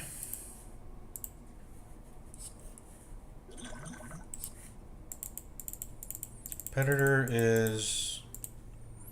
I don't know how to think about Predator. It's just a card. I think it's just one of those cards you take 1 of, and you do it so you can deal damage for an elite. That's it.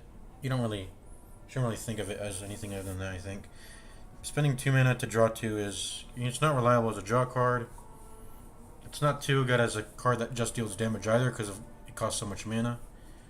So it's just kind of it's a card I've thought about actually a bit. Because it's an interesting card to think about. Like, is this going to be value later on in my deck? Like, later on in the game, way later, when you're fighting the heart or something? The answer is no. Predator is not really useful later on. I mean, it's like if you have mana to press and you want to just press cards, it does a fine job, but its purpose is diminished past Act 1, so you shouldn't take more. It's too much mana for too bland of an effect, and it's weird how it's bundled together, the draw and the damage, and you're not exactly getting the proper amount of. And here's the thing about it: the way Slay the Spire works is there's going to be turns where you attack and there's going to be turns where you defend, right? That's how the Slay the Spire works. Turns where you're defending and turns where you're attacking. And a card that just doesn't exactly do the thing do one thing well, and has like two like sort of like mediocre things bundled into one it's not good. It's not good. So let's take the Blade Dance here. Get more damage. Let's go into the shop. I want to see what's in the shop. I don't think we're yet prepared for the slime boss. We could this is not winning against the slime boss just yet. I gotta see what I can get here.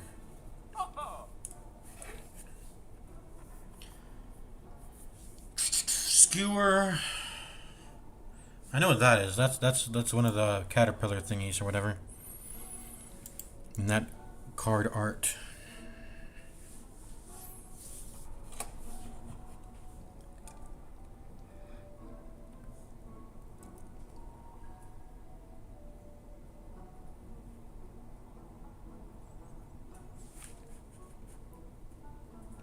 Pawn pickup brews 5 random potions. How does this work? You just pick the ones you want from the screen, I think, right? You'll see it like in a card reward, and then you'll be able to discard and look at whatever you want and pick whatever ones you want. Nothing here is gonna help us against the slime boss, really. Poison gets removed on split, so poison doesn't do too well against the slimes. Caltrops. I mean, it is area damage. Sure. But I don't want to get hit to... I don't know. It is area damage, Caltrops. I mean, I heal mana for plenty of power, but that's not why I don't want to take it just because of that. What do I do here? This is not a good shop. Skewer's on discount, though, and... I'm still, for the most part, starved for damage.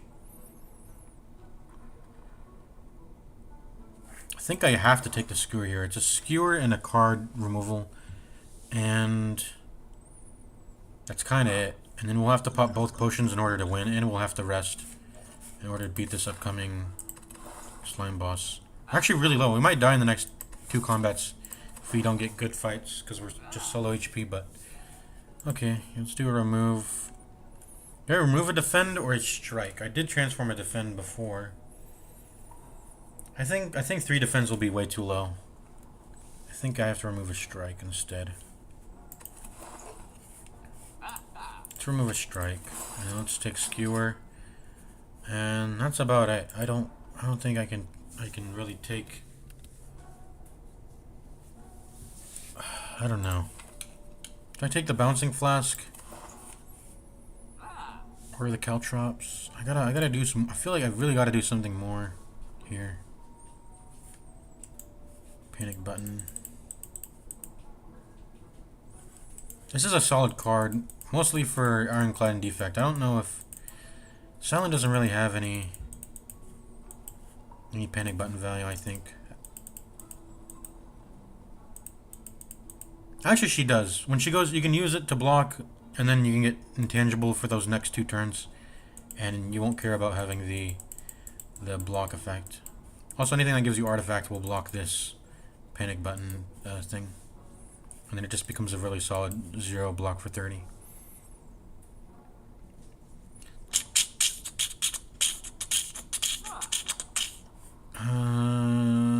Do I take the bouncing flask? Think I gotta. I need more damage. Kill the slime boss. This isn't really AoE, and it's not good when it lands on multiple people, but I don't know, it'll deal damage. I just need more cards in my deck that are dealing damage, you know?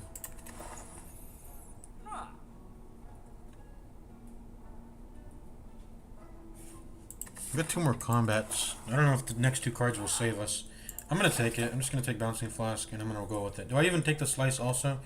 I don't think so. I don't think I'll take the Slice also. Alright. Good time to use the smoke bomb. I forgot I had it. So yeah, I have low HP, and if I can't block shit, I'll dip. But yeah. Let's see.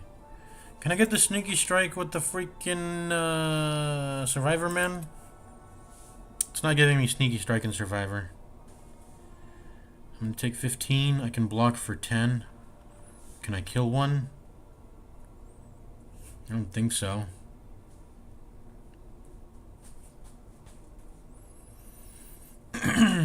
These will give me weak, right? These give me weak every turn.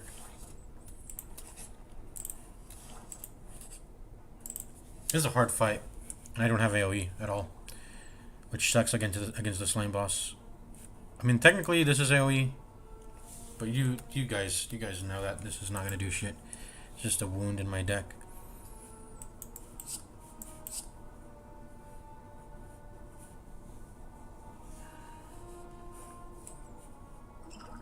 Anytime it would be to pop the smoke bomb, it would be now. I think I'm gonna pop it. And then... Oh, that's a cheatsy doodle. I just cheatsy doodled. That's a cheatsy doodle. You're not allowed to do that, right? That we kind of cheatsy doodled there. We're not allowed to... Obviously, the game is not designed to where you can smoke... You shouldn't be able to smoke bomb and then play cards afterwards, but... We did it. You know what? We'll do a little bit of, we'll do a little cheatsy doodles here. We did a little cheatsy doodle there. We got a fire potion where we otherwise probably shouldn't have it. But I don't know, maybe that's intended. Maybe that's an intended future. The smoke bomb trick. You can skip act bosses by doing that, by the way. If you're really fast and you smoke bomb right here, run past the bonfire, and then go to the boss. By the time you get off of the screen, it will count as you skipping the boss there. The thing is, you gotta actually like kill the enemy, and then right before you kill them. You kill them, and then immediately after you smoke bomb, and then you can smoke bomb the boss. I think I've seen that before. Anyways, what are we doing this turn? I think we're piercing wailing and we're defending. Defend, and then we're dealing 7 damage.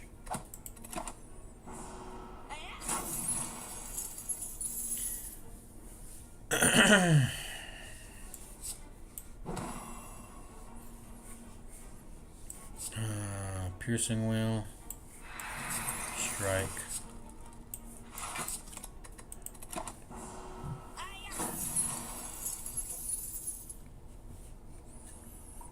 I guess we can fire potion him because we're gonna brew something here, so we can do that.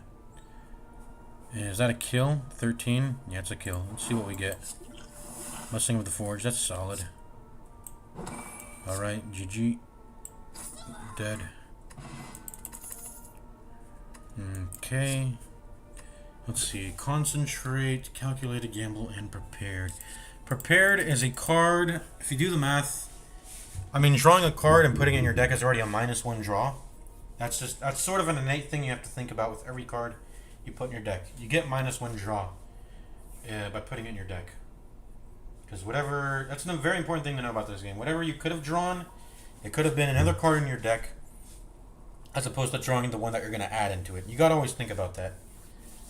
And if you think about that and you realize that drawing any other card is not better than putting it in to your deck, then you need to not put it in your deck. If the EV is off, expected value is off. And prepared is always a -1 discard, or it's always a -1. In total, it pretty much just discards a card from your hand. You can think about it like that. You can, if you take into account the -1 draw it has innately, the draw 1 it's doing doesn't really mean anything because it costed a draw to get to. So you're costing a draw to draw 1 card, right? That's not good. But you do get to activate discard synergies. That's a thing.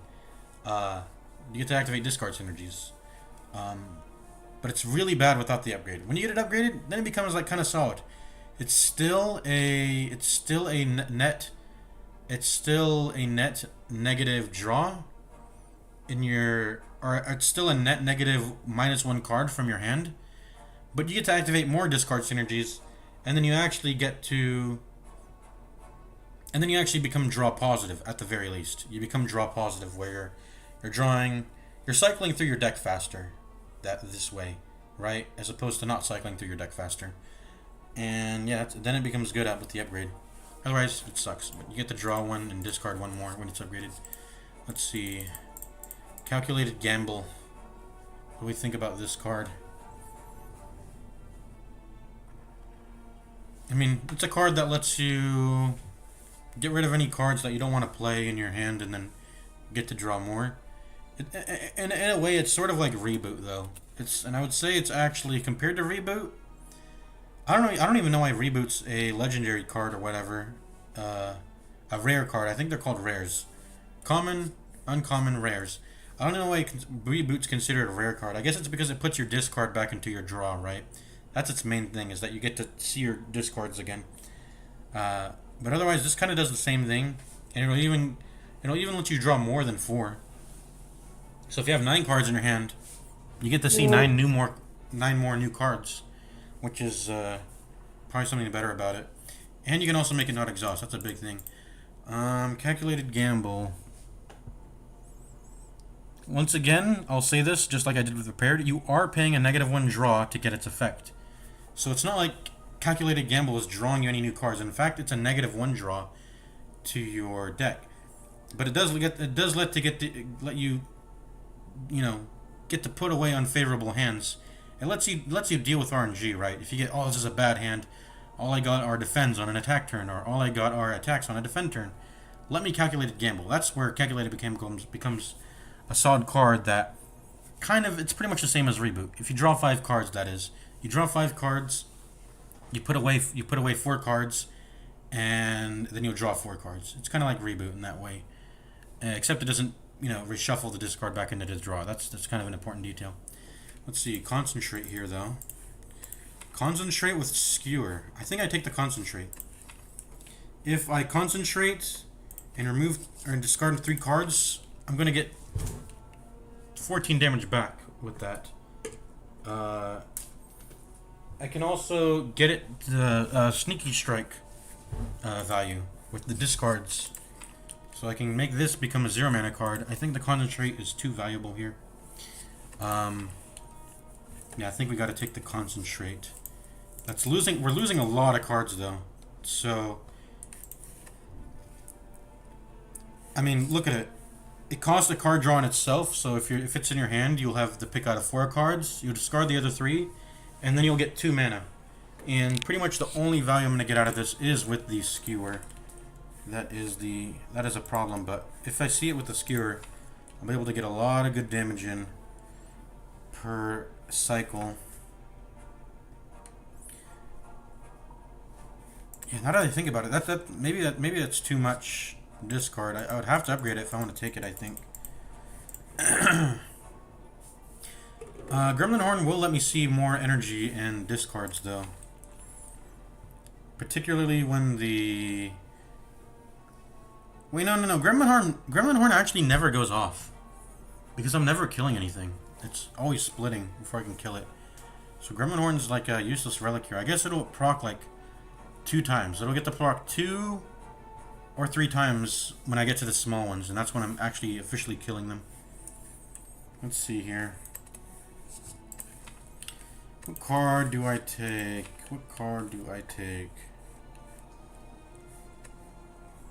It's discarding way too many cards. I need card draw to actually accompany it. And I don't have that. I don't have card draw. I can't actually take Concentrate. It's too bad. I can't do it because... I mean, the thing is, I would just be relying on Skewer too much to do something for me. Hold on, I gotta close Dota 2. I had Dota 2 open this whole time. I think I was gonna queue for ability draft, but then I was like, fuck it. I don't have anyone to play with. I don't want to reduce my behavior score. I'm done with public matches, like I said. That one stream where I played Dota 2 ability draft because... Yeah. Alright, let me charge my phone. I forgot to charge it when I came out of the restroom. Alright, what do we take here? What do we take here? I mean, this exhausts. Just take it. It exhausts. It's fine. Oh, I really should have popped regeneration earlier. Unfortunately, I'm gonna have to... I don't want to give up either of these two, but I should... I guess I made a mistake by not popping... I felt I was making a mistake. Made a mistake by not popping regen at the sentry fight. I was like, this fight's gonna go on for, like, at least, you know, some turns. I should just pop it here. That way I don't have to deal with this situation where I lose its effect, but now I'm in that situation, which really sucks. And I think I have to actually take it. I'll have to take. So I gotta remember in the future, pop regen at the earliest available opportunity. Otherwise, yeah, you just lose out on the value. But you know what? We're an alchemist, so we can keep making more. It's not the biggest deal in the world. This is a rest for sure. We'll die. Let's go. Slime boss. Alrighty. Start by bouncing flasking. This is good. It's good that I bought bouncing flask, because I got it on the first turn, which allows me to get the most value out of it, which is getting, you know, the bouncing flask on the first turn here. Alright. Do I actually upgrade it? It'll just give me like 3 more poison, right? Let me see. What do I want to use Blessing of the Forge on? I think I want to use it on Skewer. I want it to be in a Skewer hand. Or a Blade Dance hand. I mean, there's some good damage options, but I don't think I use it now, because I only get value on the bouncing flask. Let's just use the bouncing flask.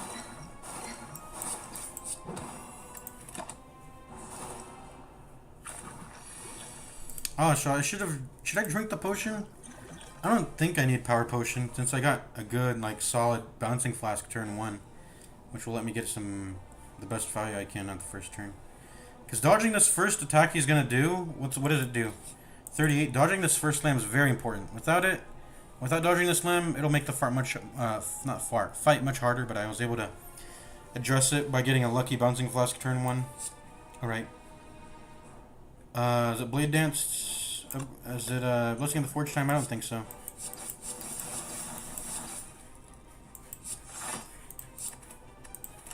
I think we'll make it. We'll make it. We just need to deal how much damage this turn? We'll need to deal... He'll be at 85. We just need to deal 15. Just need to deal 15 damage. We can definitely do that. So let's do that. This is the best. I think this is actually the best Blessing of the Forge hand to use. So let's do it now. Let's see what potion we get also. What is it? Cunning potion. Add 3 shift pluses. That's solid. Let's go ahead and Flying Knee and Skewer him. Boom shakalaka. Do we do this to cycle? I think we do. Let's just press this to cycle. Fuck you, grand finale. Alright, we got a split with, you know, some decent HP taken off before the split happens. Alright, I'm taking 12. What did I always focus? I always tried to focus the weakened one, right? The weakened one is the most... It's the most problematic. I can take Frail, but I can't take Weaken. Okay, let's do this one. Let's do... What's this going to split at? It's going to split at 27. 27 is the damage to hit. Can I deal 27 damage? This deals 12. 12 plus 6 is 18. 18 plus 12 is 30. We hit for 30. We actually deal enough to get this to split, which is solid. Let's go ahead and do that then.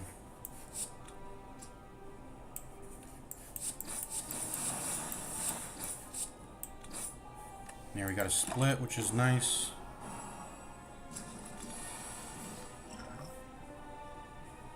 I think this is where we pop our explosive potion, or so we're going to take too much damage.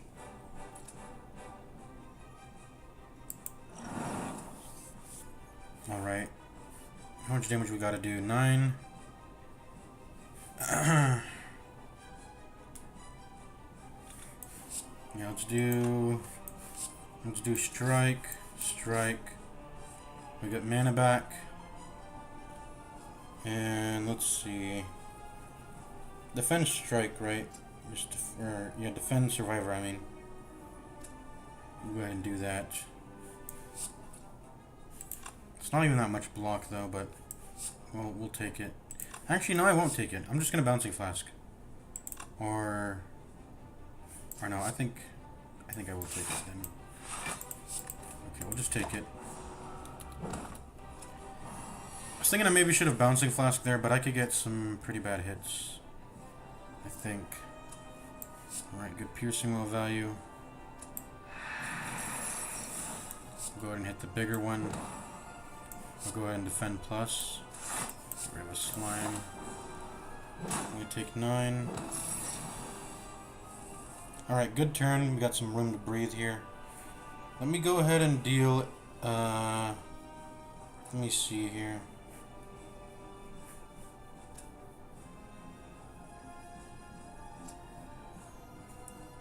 I wish the draw. I wish I had. I wish I had drawn flying knee here, because then I could have. I don't like having to press skewer on this, but I might have to. I'd rather press it on this, right? Deal 30 to this. In fact, I might do that. I might just do that. Deal 30 to that. No, we gotta kill this turn.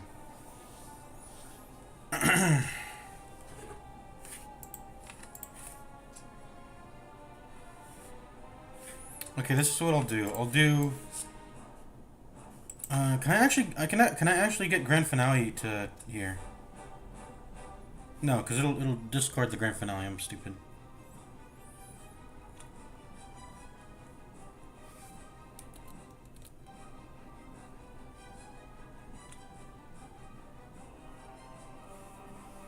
What do I do here? I think I want to strike calculated gamble, actually. Yeah, just so I can get the flying knee for next turn, and I get to proc Gremlin Horn, and then yeah, that was good. Okay, we're gonna win this fight. Good bouncing flask value. Yeah, we hit it twice. Got a good split, and then that's GG.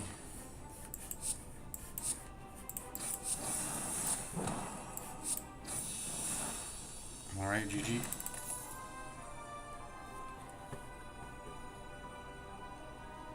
Let's hope I get freaking Runic Pyramid, because I can't. This freaking,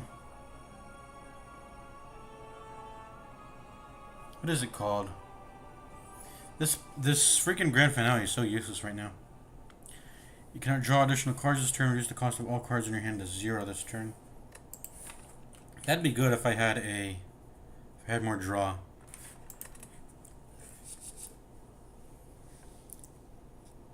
If I had more drawn energy. Bullet Times becomes really good when you have drawn energy. Because when you have drawn energy, you'll be able to draw a bunch of cards and fill up your hand to get more bullet time value. Second Alchemize, probably not. Probably don't need to generate more potions than I already do.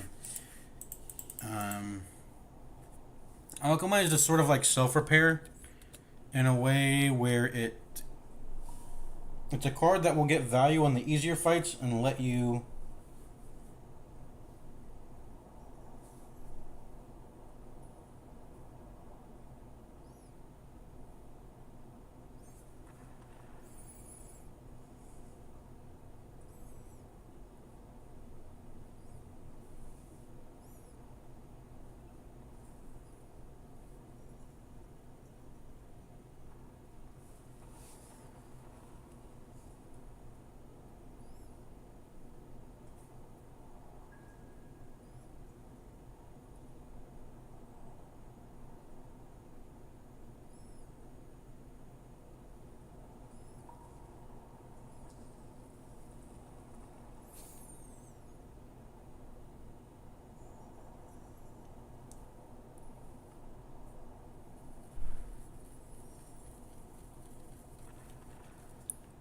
Alright, sorry, I had to pause for something.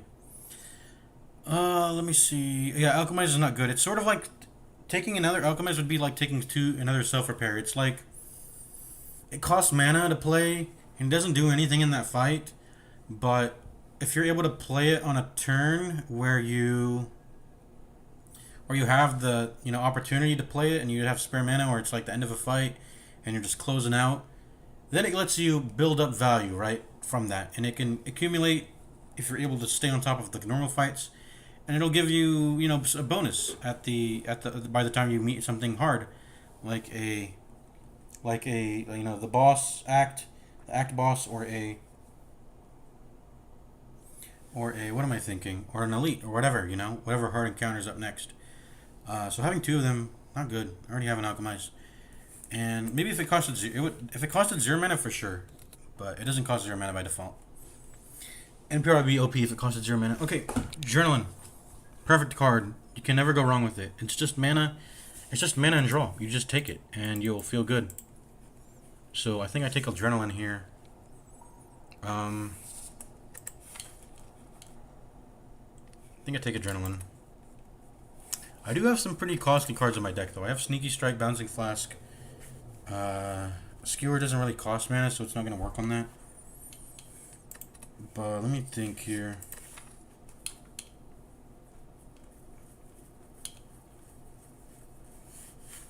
Let me think here. I think it's Adrenaline. I don't like Bullet Time because it can whiff for sure. Like, you might not need the mana cost reduction it gives. It can whiff for sure, and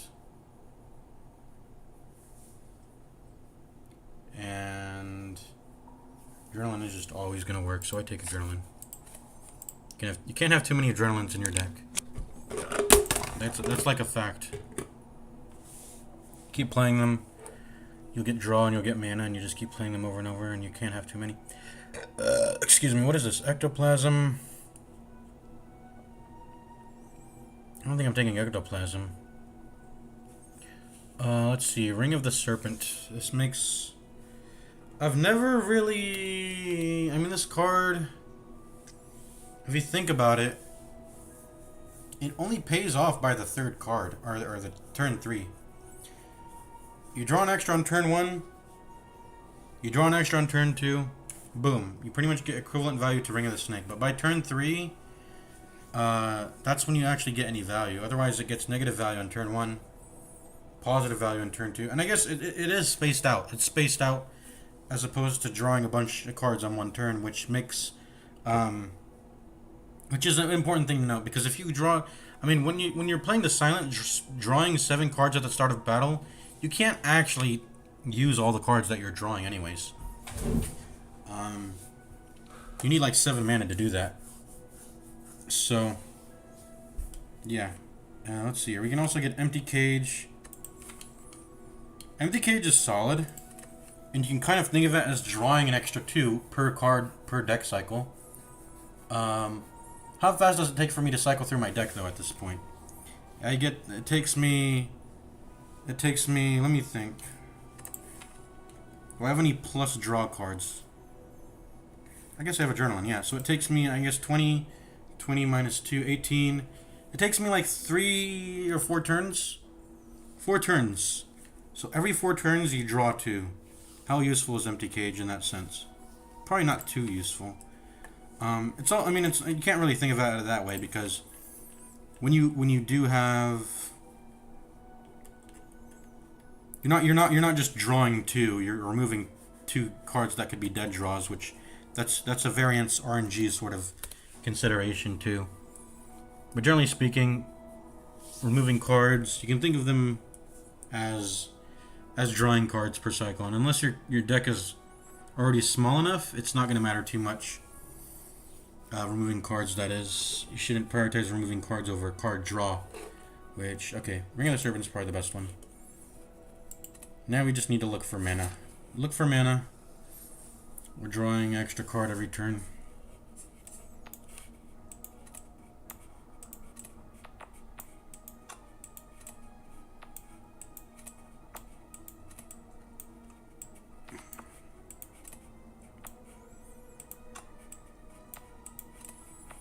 Alright, let's go. I guess I can mark these with white. The thing is that I don't know. Usually these aren't unknowns aren't a consideration at event or events or whatever. I don't really consider them important enough to mark. I'm not even sure why I mark enemies. I don't know why. I just do that because I don't know. I have the mana do so. Collector, another AOE encounter where you need to have AOE. I mean, I guess technically even the... Is it called the Guardian? No, the Act 1 is called the Guardian. There's an Act 2 boss that is like, has an energy and it has spawns that steal cards. That, you technically need AoE in that too. Not as much as the Collector. We need way more AoE in the Collector. But in the Collector, you definitely need the most AoE. So I need to find some AoE badly. I don't have any AoE. And I'm already in Act 2. Sucks that we don't have any AoE yet. So what path are we taking? We are taking the... Let me think. Because I feel so weak, I think I should even take more question marks if possible. What hits the most bonfires? It hits 3 bonfires. 1, 2, 3. And you'll get 1 elite.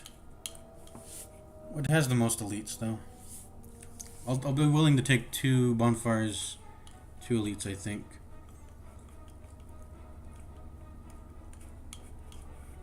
Two bonfires here. This is still 2 bonfires. I guess actually it's 2 bonfires, 2 elites. That's it. The left side is the route I want to go, I think. Do I want to visit a shop? I can't visit a shop if I go left. And the only later shop is right here, if I want to go a later shop. I don't think I should consider shops, really. I just got to take campfires and elites.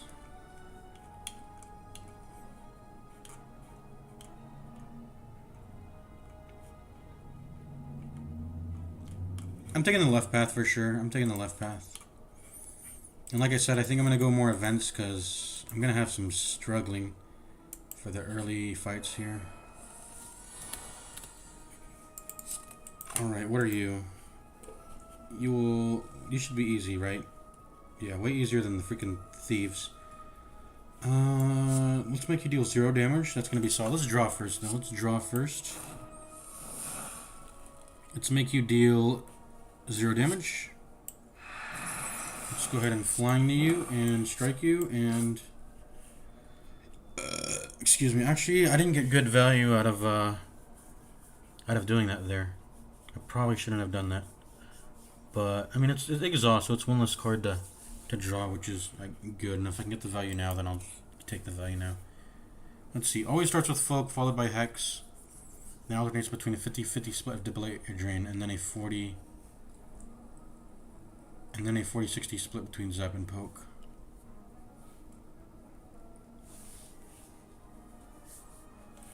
Okay.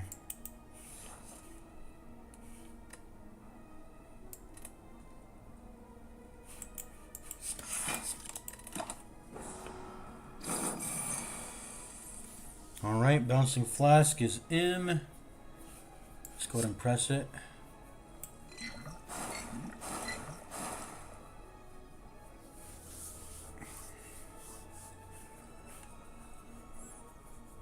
Alchemize. Should I alchemize now? Do I get to... I'll lose damage though. We'll do it.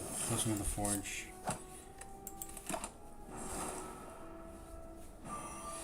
If I need extra damage, I'll just Shiv plus. Alright, let's see here. Neutralize.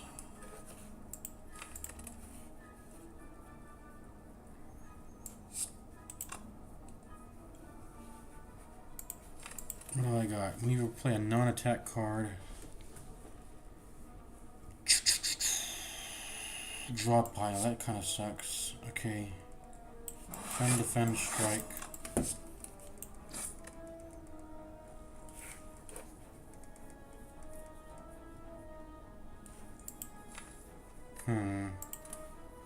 I want to save my calculated gamble for when I have a bunch of dazed in my hand. And then I can play it to get it out of my hand. Let's see, this was 21. Let's see, another bouncing flask. Let's go. We'll just take the damage, I think, and then I'll just take the damage.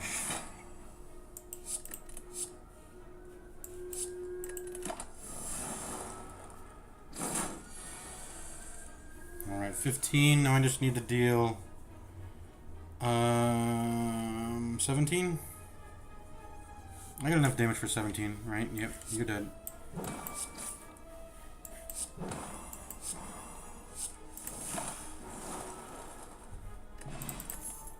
Alright, Terror. Terror is solid. Can never go wrong with the Terror. Reflex.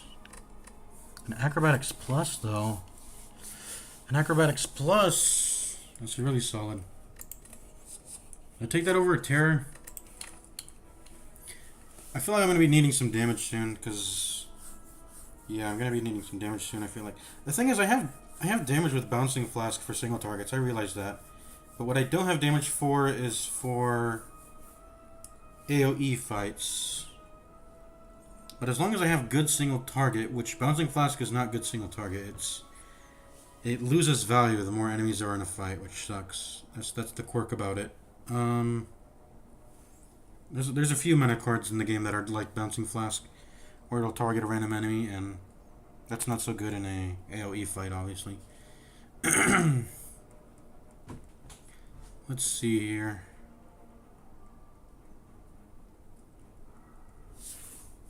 Let's see here. I realize I've gotten no defense cards, by the way, ever since. Yeah, these have all been non-defense cards. I guess Piercing Rail is a defense card, yeah. But I've gotten no defense cards ever since I've started this run. Just something I'm going to point out. Acrobatics Plus or Terror? Terror's not going to help me in AoE fights. That's the thing. So I think I take the Acrobatics Plus here. I'm really just on the lookout for improving my... I'm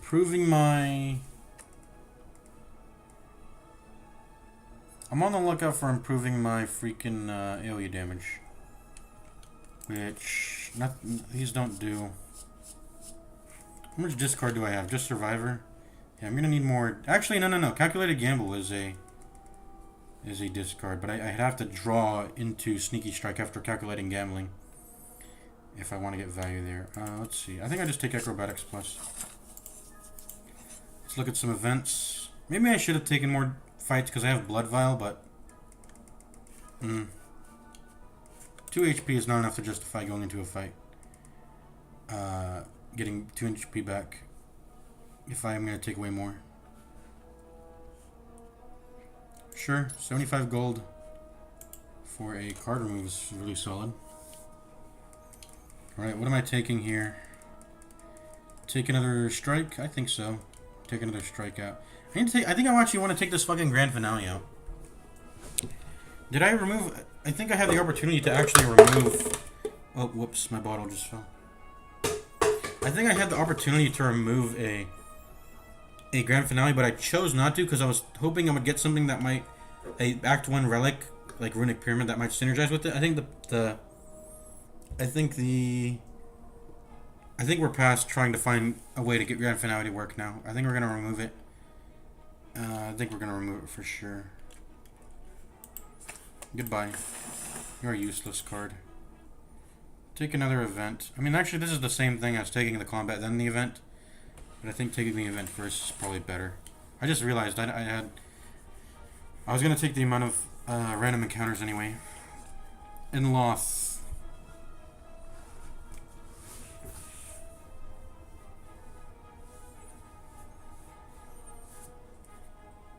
In-Loss Gift. Triple the chance of finding rare cards from combat rewards. Ooh, that's pretty solid. I don't think I've actually gotten this encounter before. This is the coolest thing is for a first. Or I can give you my Ring of the Serpent. That's the same thing. I think I'll give you the Golden Eye. Be right back. I gotta use the restroom.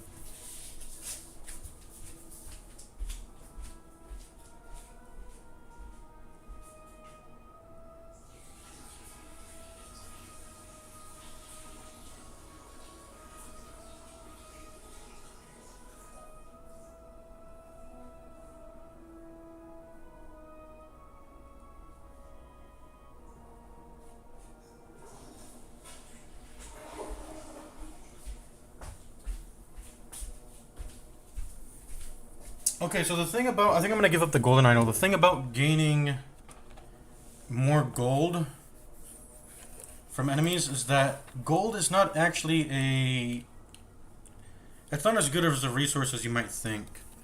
When you go into a shop, it is quite often that you're gonna be in more of a situation where you want more gold to be able to buy everything that looks good. Mostly the relics. The main thing is the relics. Um, but it's also very often that the shop is just complete shit. No good relics, no cards that you're interested in, and you probably a lot of the time don't even need potions. So what you end up doing is, okay, will you have enough gold to consistently pay for card removals? At least then, in the case that the shops are bad. Yeah, you probably will. So what gaining more gold does is it will, in the case that the shop has something good, getting extra gold will let you pay for a card removal on top of getting whatever was good in the shop if you couldn't afford both a card removal and the relic or whatever it is that you're buying from the shop. But that's random. You can't always hope for that. At best, you're just going to pay for the card removal and then get out. So I think I'd rather lose the golden idol than lose just something that's guaranteed to be solid and just draw me an extra card every turn. You know, draw a card every turn. Don't have to pay mana for that. Don't have to sacrifice a negative card removal or a card being in my deck for that. It's just solid, and that's what I picked for the Act 1 reward. It's just better to lose the golden idol, obviously. Let's go. What do I got? Enloth's Gift. Triple the chance of finding rare cards from comic rewards.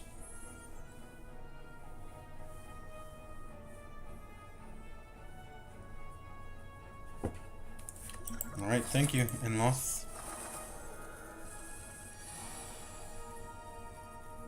Alright, Piercing Wheel. Really solid card here. Lets me full block. Who are we hitting up today? Shiva's really nice into this combat encounter. We're hitting up the one that's buffing, so let's do that. And do I want to kill it, or do I want to start hitting other stuff? I think I want to kill it. Let's do that.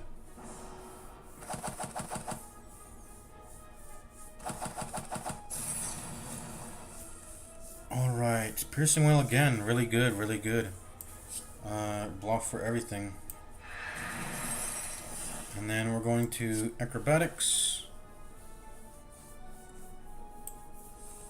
Let's see what we can get here. We got Flying. Wait, why did I press that? Why did I actually press that? I guess I could have gotten Neutralize or Adrenaline. And I also could have gotten Calculated Gamble, which would let me draw into more Neutralize and Adrenaline, but I was going to play the Flying Meat. Excuse me. Anyway, I don't know why I did that. Yeah, I'm killing this thing off. Let's kill it off before it gets up or whatever.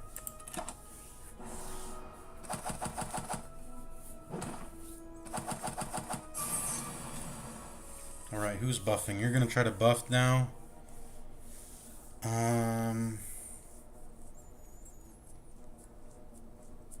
Let us Adrenaline. This is an Adrenaline turn, I think. Alright, let's see where the Bouncing Flasks land. I'm actually interested to see where this goes. Oh, what the hell? That was actually really solid. Yeah, I think that was solid. Okay, we got the Survivor and Sneaky Strike in hand, which is really nice. It's good that we got that. Do I want to see... What is my worst push in here out of these three? I think it's Power Potion, because Power Potion can dud. Let's just go ahead and use it. And it costed... Wait, actually, it cost 0, right? After we use a Power Potion, so maybe that wasn't such a good card to give up. But these choose 1 out of 3 can be duds. They can all 3 be useless.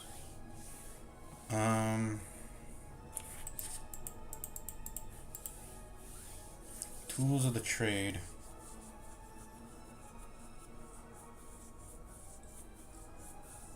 Probably gonna just pick this, I think. I guess I should probably just pick the intangible. I don't know why I chose Tools of the Trade. But yeah, I guess Power Potion was solid there, but like I said, it can be dud. These are just guaranteed to have good effects, so I prefer to keep those rather than choose three. Choose one of three. Heal 2. Nice. Let's see. Actually, I want to... Yeah, let's see what we get. Oh, another one. Okay.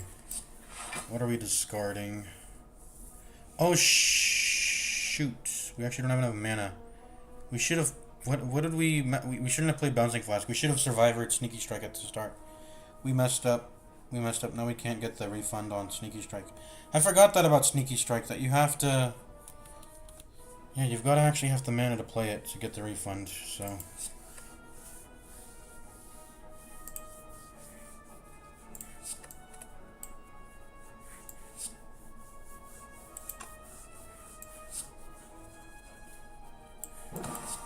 Guess we're doing this. Oh, I should have weakened him. Now I'm gonna take 1 damage. I didn't think he would...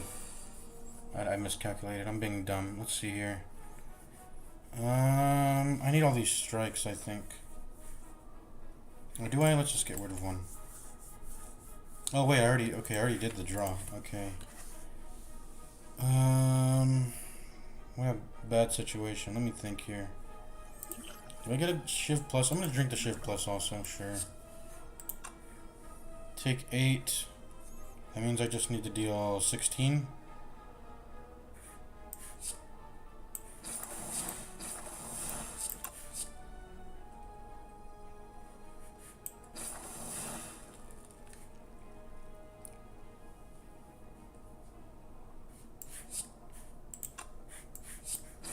Okay, you're dead. Oh, I actually don't have enough left for you now. I thought I would have enough for like 6 attacks that turn. Why did I not have enough for 6 attacks? What did I do? What did I do that turn, actually? I feel like I was supposed to have 6 attacks, because I had 3 mana. Wait, what did I do? Oh, it's because I wanted to... I don't need to kill him this turn. I could have killed him the turn after. Now I have 1 less attack, and I'm not going to be able to also take this guy down. What am I doing this fight, man? I'm playing so bad. Well, you're dead. I guess you're not. And I need to think about Gremlinhorn, too. I can activate Gremlinhorn. I'm just playing bad this fight. I'm going to block. Take 6. This is a really sloppy fight.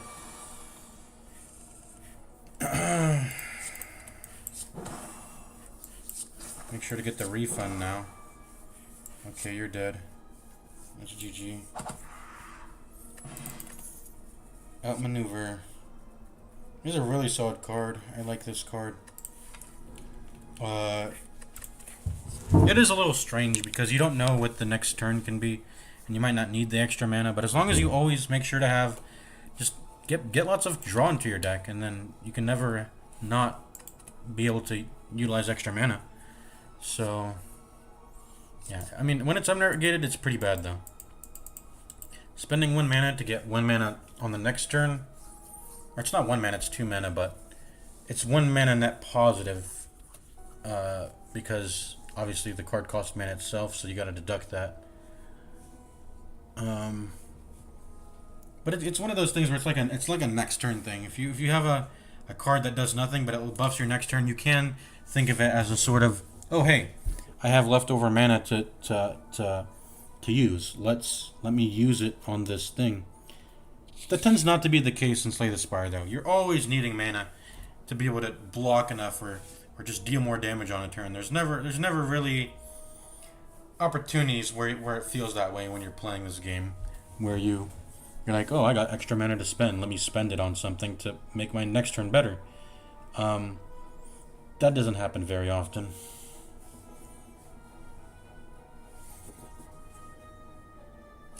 Okay. Let us... I think I'm going to take that maneuver. Backflip's solid, but... That maneuver's solid, too. It's mana. It's a plus. I think I like it. Effect Plus is also solid, and I am lacking a lot of block cards in my arsenal.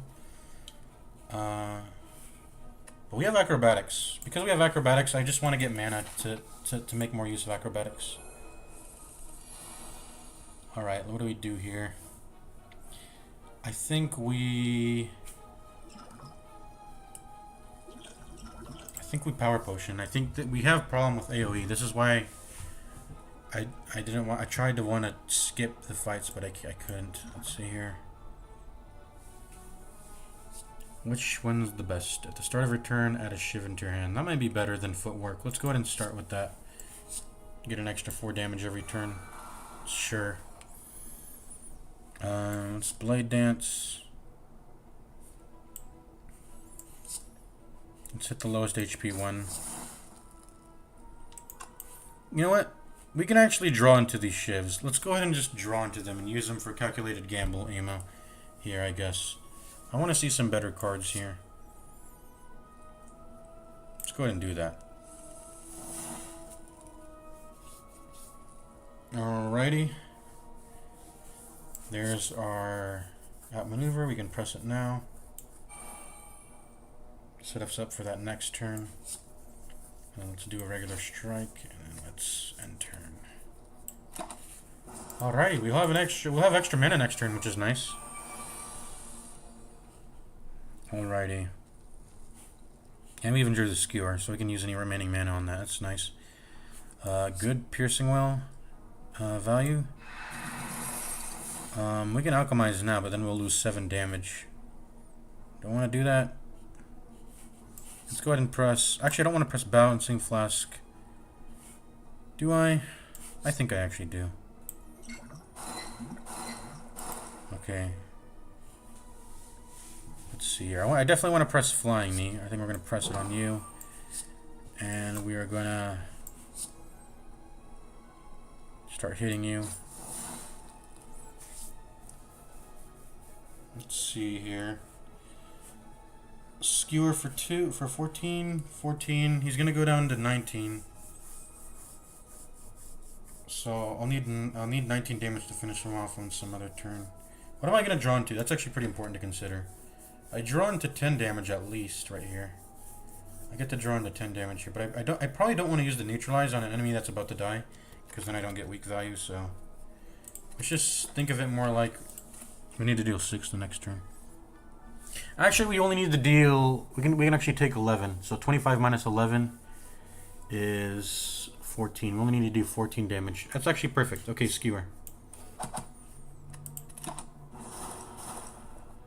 And then he just dies naturally. Yeah, that's good.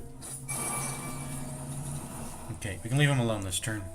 Except, I don't know if I want to leave him alone. I want to get Gremlin Horn value. That's kind of... That's a weird thing about the poison. I don't want to let them off die from poison if possible. I want to get the card draw and mana. In fact, we might just strike him for that, just to get the card draw and mana.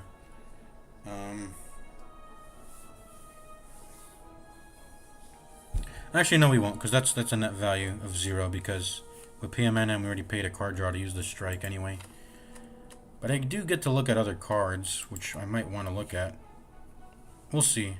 Who am I hitting up this time? I think I'm gonna hit you though. You're my new target now. You're gonna want to start taking damage here. I want a full block. How much do I need to full block? 17. 17 means, let's see. That's 13 out of the 17. Let's try to draw into more block. Alright, there's the defend. Let's go ahead and use that. Defend. Defend. Survivor the... What do I survivor? Survivor the acrobatics, I guess. Yeah.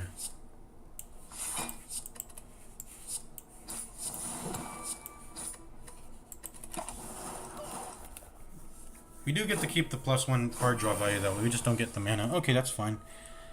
Let's see here. Excuse me. Bouncing Flask again. See where these land. Alright, he's gonna take 7, so I only need to deal 22 this turn if I want him to die next turn. Probably not gonna full block. Let me see here. Only need to deal 22, and we already get 8 for free. which is 14 damage again. 14 damage, that's 9. That's 13, we're 1 off. I guess we'll just have to do 2 shivs and a strike on this guy. I want him to die next turn. I guess we'll do that.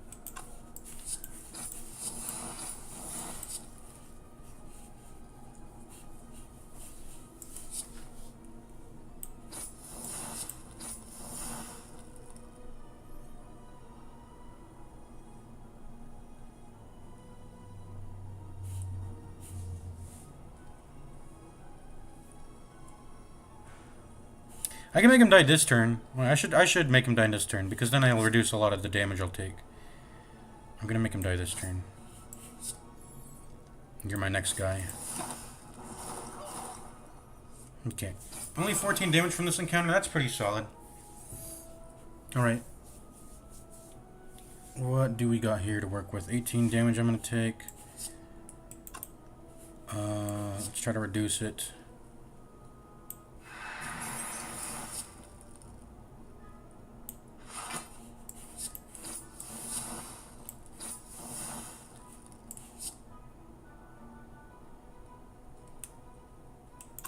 I think I might have to drop the alchemize for now, because he's going to keep scaling strength. What is it, 4 strength a turn? Alright.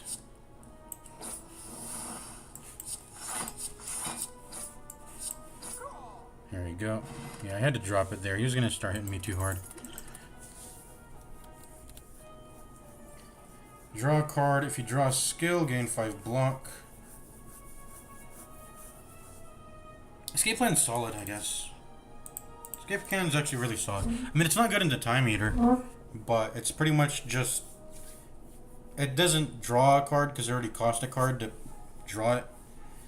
But you just... It's a 0 card, 0 cost thing that can potentially block, which is nice.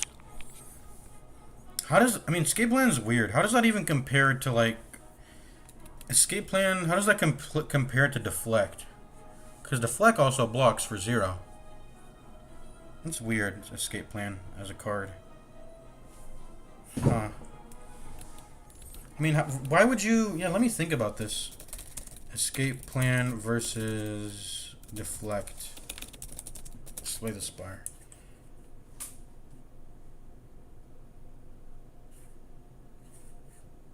Yeah, what is the purpose of Escape Plan as a card? I'm not entirely sure. What is the purpose of Escape Plan?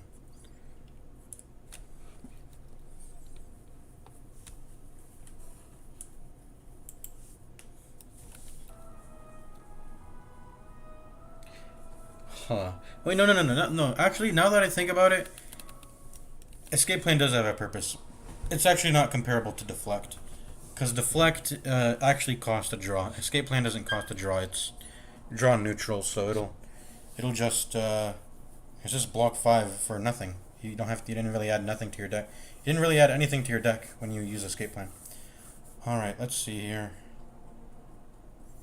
Let's see, Heel Hook.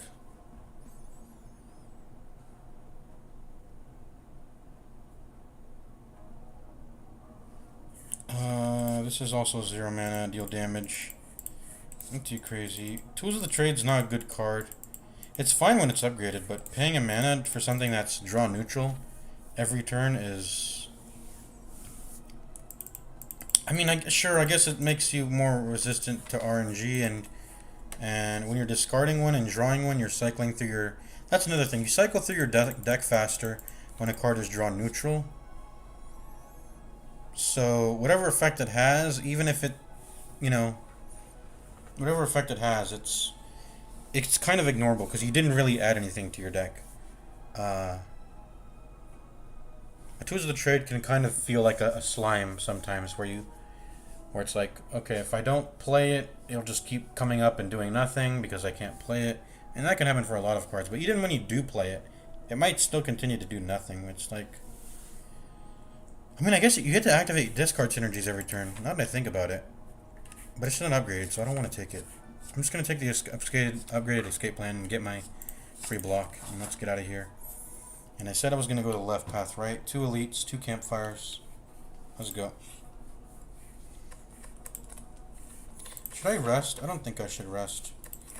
What's gonna help us against the slavers or the gremlin dudes? What's gonna happen? Gremlin dudes and slavers. Even Book of Stabbing. Should I worry? No, I have Bouncing Flask. Shouldn't worry too much about bouncing. I mean, about Stabbing Book, because I have Bouncing Flask.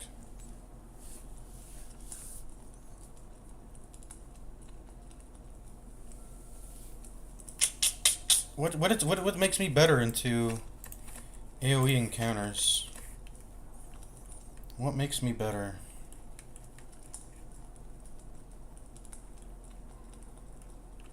Maybe I do rest. I don't have any good upgrades, but I don't want to rest. I think I can take them on because I have potions to use.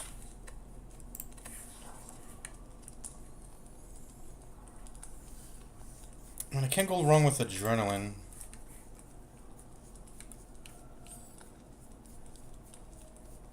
I think calculated gamble just to cycle my deck faster into the things I want. I actually think it's calculated gamble. Calculated gamble is actually not so bad of a card. Because yeah, it's not so bad of a card. Lets you get through a cycle faster. Lets you cycle your deck faster.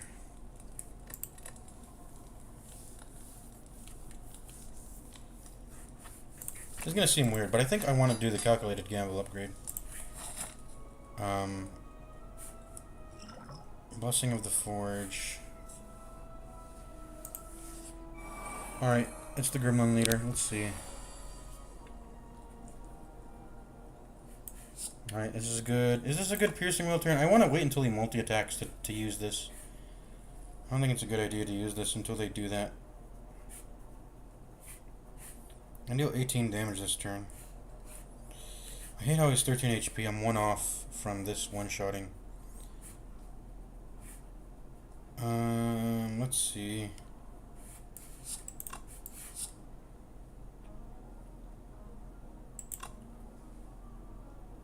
I want to have to upgrade this, but I might have to do that. Should I? What should I upgrade? A hand that's better, for sure. I think I'm gonna wait until I get adrenaline and acrobatics a hand before I press this, because then I'm not getting that much value. Let me see here. I think I do just have to do this and then this. Oh wait, yeah, we full block. I forgot about Gremlin Horn. Keep forgetting about Gremlin Horn. I think that's a relic I very commonly forget about. I think I should remember not to forget about it. Okay. Defend. Alright, that was a solid turn. Oh, nice. We got both adrenaline and adrenaline and both acrobatics. Yeah. Now we can get really good value out of this Blessing of the Forge right here. Let's do it. How many skills I got in my deck? I have 1, 2, 3, 4. It's a 50-50 on whether I block or not with escape plan. Let's see whether I get lucky or not. I didn't get lucky. Let's go ahead and acrobatics here, I think. What am I trying to look for? I think I'm trying to look for better cards. I got a bunch of cards that don't really. Let's see here.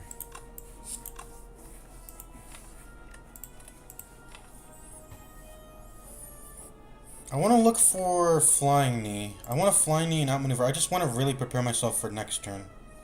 I think that's what I want to do. There's not much point in hitting this guy, I think, right now, because he has shield on him. It's just diminished value. I think I will, when I have the space to breathe, I will just try to prep future turns, and that's being able to play outmaneuver and being able to play Flying Knee. Just get the engine running of being able to play outmaneuvers and Flying Knees every turn.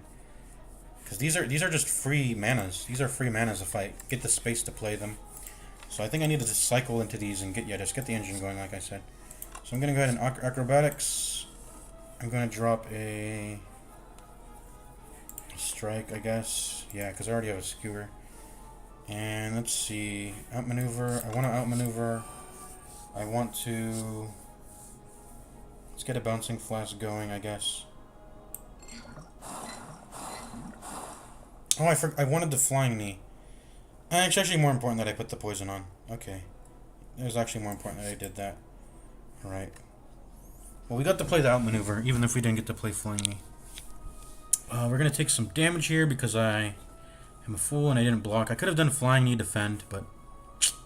Or I mean survivor, not defend. But I opted to get bouncing flask because to get that ticking right now. In fact, I should have upgraded. I should have blessing of forged actually right here. I don't know why I'm greeding out for it. I should have blessing of forged. Whatever. We're gonna take 9. That's fine. We gotta just take it. I totally forgot he can summon 3 enemies. I totally forgot that.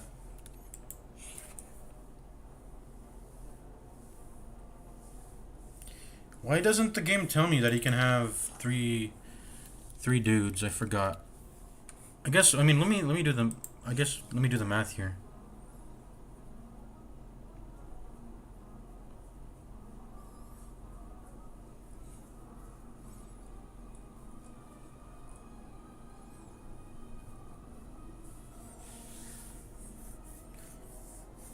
Yeah, I guess I should have known he can have 3 because when he's at 1 ally, he can summon 2 more, and then once he has more than 1, then he won't rally anymore.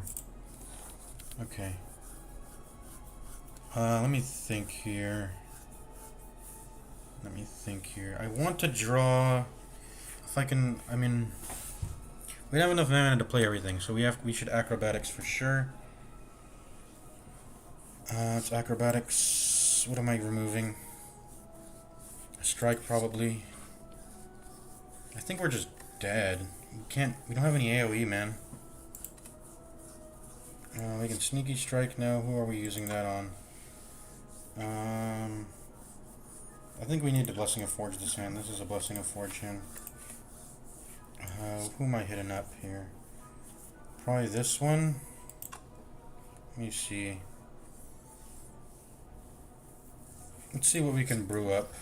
Weak. Okay, good. I need to put that on you. You're gonna hit me too hard otherwise. I guess I can neutralize you, but... Yeah, I guess I can neutralize you. Let's see here. Let me work out the numbers.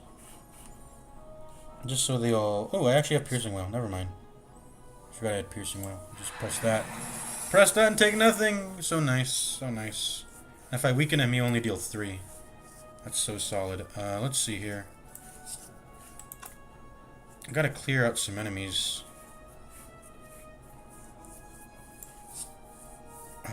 Let's try to get the Gremlin Horn activated. I should have done that. I should have activated Gremlin Horn before I Blessing of Forge, I realize now. Actually, I needed the Blessing Forge before, because he wouldn't have died either way. Would he? Actually, he would... No, he wouldn't have, because I would have only did 12. Okay. Let's see... Escape plan, draw, blocks anything? No, that's fine though, I guess. 11 plus 9 is 20. I can kill you. I should kill you. You've gained so much strength. I can't let you live. 11, but I don't want to get hit with weaken either. That's gonna really suck. So I guess I have to flying knee, strike you, and then let's see what Gremlin Horn draws again. A skewer. I guess this will full kill you actually. Let's do that. And then actually no, I want to be able to play Bouncing Flask this turn. I want to play Bouncing Flask this turn. I can't do that. Let's see where it lands. Boom, boom, boom. Okay, we at least got 2 there. It's nice. 50-50 split. He's gonna die in the next 2 turns, so all I need is 11 minus 25 damage. Or, 25 minus 11. That's 14. Can I do 14 damage? Oh, I can with Skewer. Okay, this turned out to be a perfect turn. We can press defend once though.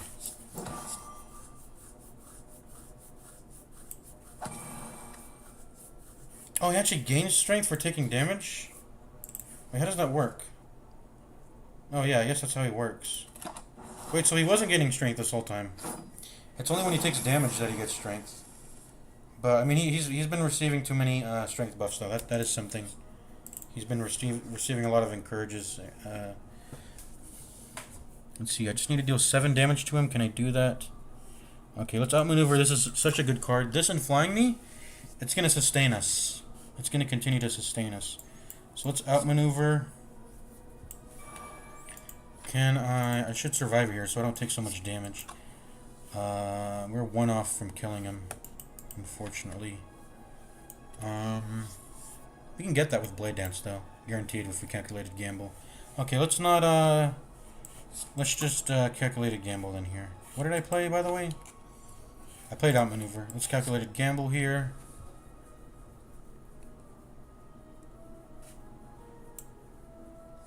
Yeah, cycle through the deck faster. Oh, we got the acrobatics. I wish I had gotten it the next turn. Okay. I'm gonna go ahead and Blade Dance now. Are we ready to start damaging him with the vulnerable? We gotta start doing that soon. I don't think we have done that just yet. We've been focusing on the gremlins. He's pretty much only taking damage purely from poison, right? Let's see here. I can also draw if I kill him this turn, actually. And get mana for it. Let me think. Okay. We have to hit him twice anyways. Should we hit him the 3rd time to actually get mana? Or we let him die off from poison? I want to play this acrobatics, actually. Let's go ahead and get the mana. Okay, good. We can play acrobatics now. And we can play outmaneuver again. Holy shit, we're cycling like a motherfucker. Alright, sneaky strike. Get the... Oh, we should have put vulnerable on him. Whoops.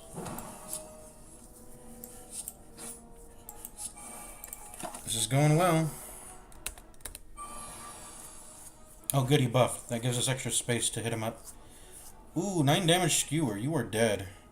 Yeah, outmaneuver. How do I have 9 mana, actually? What the hell? Did I play outmaneuver twice? I think I did. I put it into my discard, I drew, and then I played it again. With acrobatics. This is a very... Yeah, this is such a good, like I said, just get the engine running, and then we got shit like this happening. Now we just need more draw. Okay. Well, he's dead, right? But I want to... Did I play the potion brewer already? I think I did. Yeah, we can just kill him. Boing, boing, boing, boing.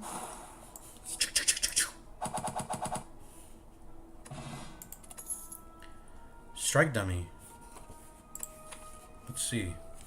Sneaky strike. That's gonna get extra damage.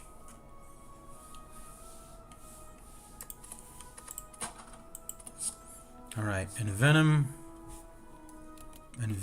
Caltrops, or Nightmare. Choose a card. Next turn, add 3 copies of that card into your hand. Exhaust. Nightmare is mostly good for 0-cost cards.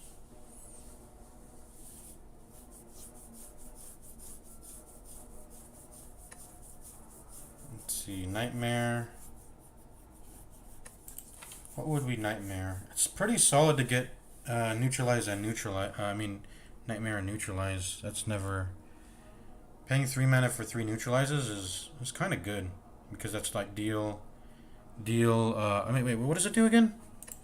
It just adds them into your hand. Okay, good. I thought you would have to draw them. That would be terrible. Yeah, let me see here. Because, yeah, it's like 3 mana, deal 12...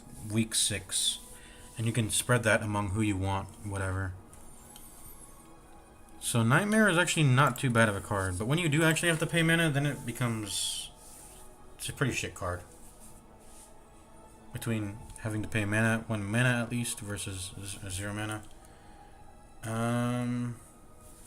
I could actually Nightmare Sneaky Strikes too when you have discard synergy. If I had Tools of Trade, I can actually Nightmare Sneaky Strike, and that would let me play them all for free, and that's just they deal damage for free, because I'll keep getting refunded. What else? Nightmaring a Piercing Whale is not too bad either. I mean, how Piercing Whales have been how we've been able to deal with AoE fights this whole time. Like, we would have taken major damage if we didn't Piercing Well that one turn.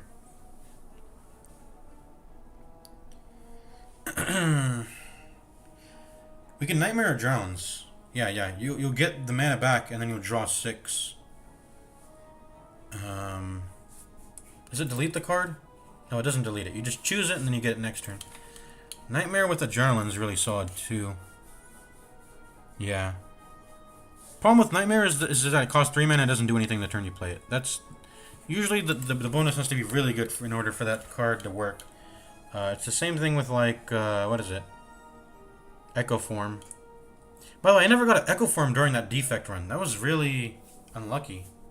Because that's usually how you do anything with defect. Get Echo Forms and then it'll make any build good. Echo Forms are just always good.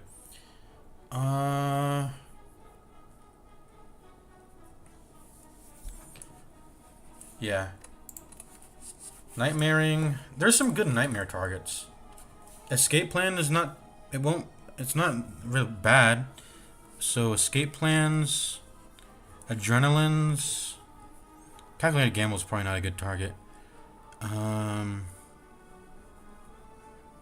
Neutralize.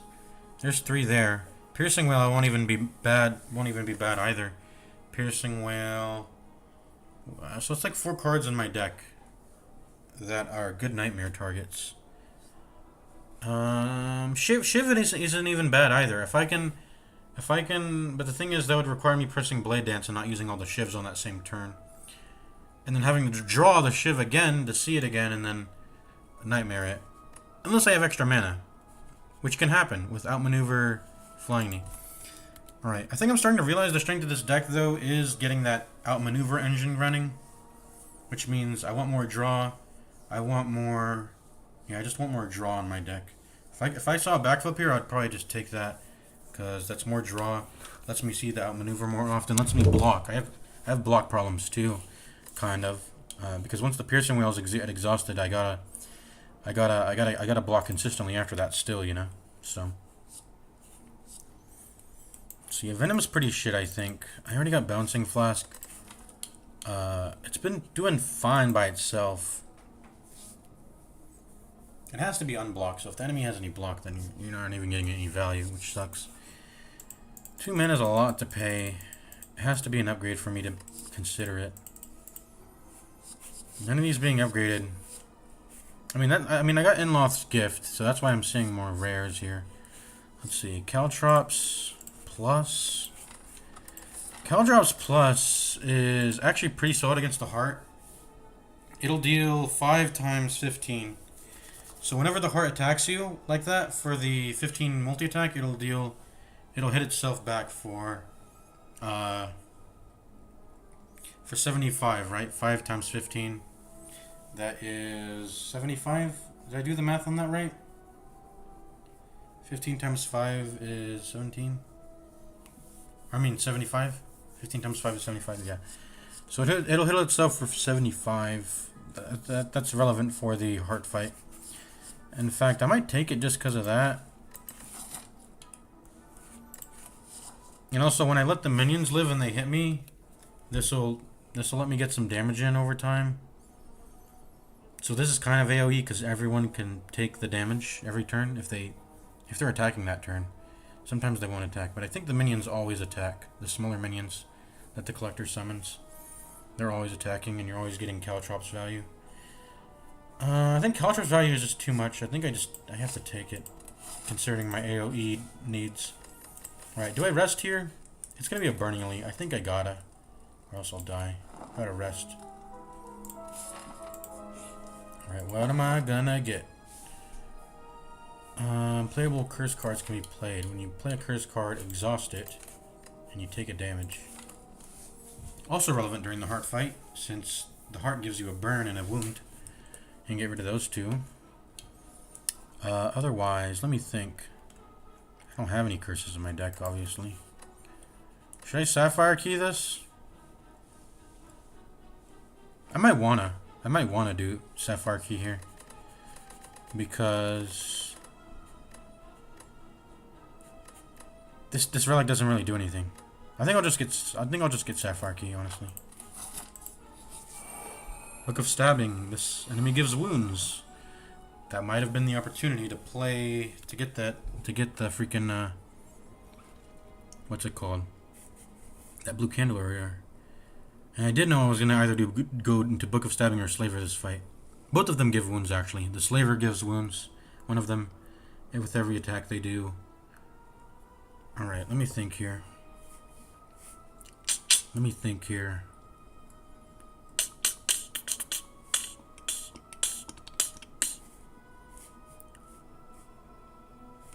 I think I gotta start brewing. This is, there's no way I'm not doing Bouncing Flask this turn. That's just something I have to do. Excuse me. I also don't think I can afford to not do Caltrops. Am I healing? I'm healing a little bit every time. I guess I heal 2 for this, yeah. So sure, I mean, I guess it's not much, but it's either that or Survivor, which will. I gotta do this. I gotta do fast damage this fight. And this boss does consistent damage, so it just this boss never lets up dealing damage. You've gotta finish it. You can't just block and block and block. You gotta just accept that you're gonna take some hits. You probably want to take the big hit because the big hit is always 24. The multi attack will go stronger and stronger, and then it'll deal. Yeah, it'll go stronger and stronger, and it'll add more wounds into the deck. Taking damage is fine. Getting wounds added is not fine, even if it's dealing less damage for now. But it'll deal more damage later. When do I press weaken? By the way, I probably should have pressed it on that first turn, but I don't know.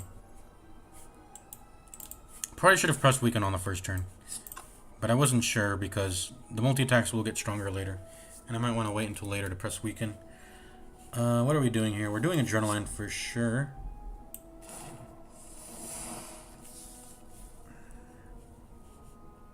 What am I doing here? Okay, I think we just gotta press weaken now. Get the guaranteed 2 block. Outmaneuver to set up for future turns. Good thing we haven't drawn Acrobatics just yet, so this energy is gonna help next turn. And then what do I do now? Just Strike Plus, I guess. Don't play Calculated Gamble. Okay. Wait, they can multi-attack twice in a row?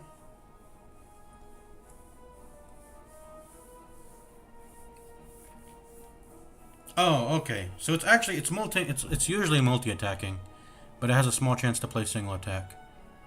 Okay. I see how this boss works. Okay, let's see. Ooh, Piercing Whale. I forgot how good this is actually an amazing card for this fight. In fact, since its actual damage number is never going up, just the amount of multi-attacks, Piercing Whale is gonna... It sucks that I drew both of them on this turn, by the way. Piercing Whale is gonna get really good value during this fight. Alright, let's Acrobatics. We're not gonna need any defense this turn. Let's just focus on dealing damage right now because of Piercing Whale. Alright.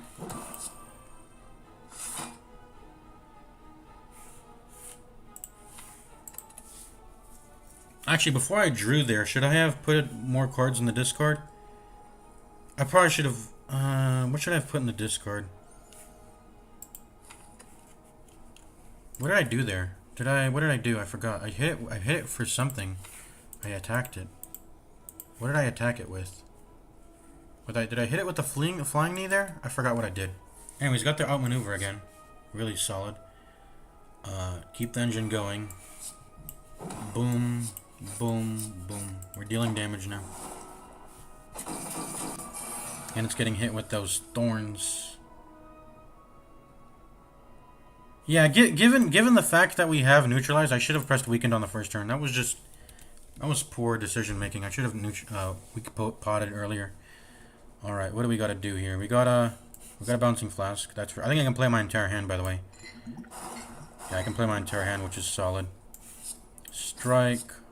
Flying Knee, Blade Dance, Defend, Survivor. Alrighty, that's good.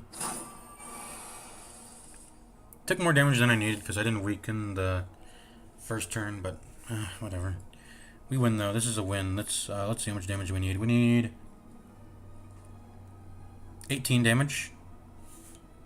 We can get that. Let's go ahead and alchemize and then finish this off. Blessing of the Forge. Okay, GG.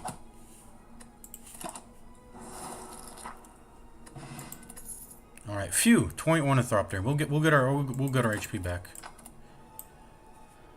All right, what do we got here?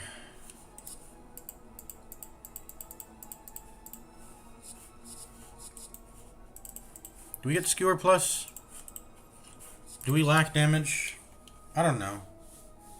I feel like I don't want to add Skewer into the deck. I want to keep this cycle going that we got of outmaneuver, acrobatics. You know, we're just drawing until, you know, we can cycle the deck until the next bouncing flask. We don't need Skewer. I don't think I need Skewer. I'm gonna go ahead and skip this.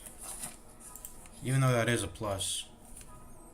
What is this? A random chest? Let's look inside. We got gold and we got a pen nib. Ooh, solid.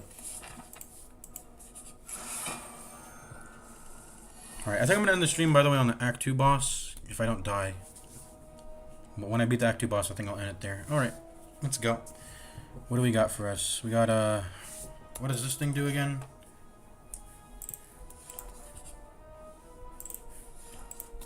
It's gonna lifesteal 12.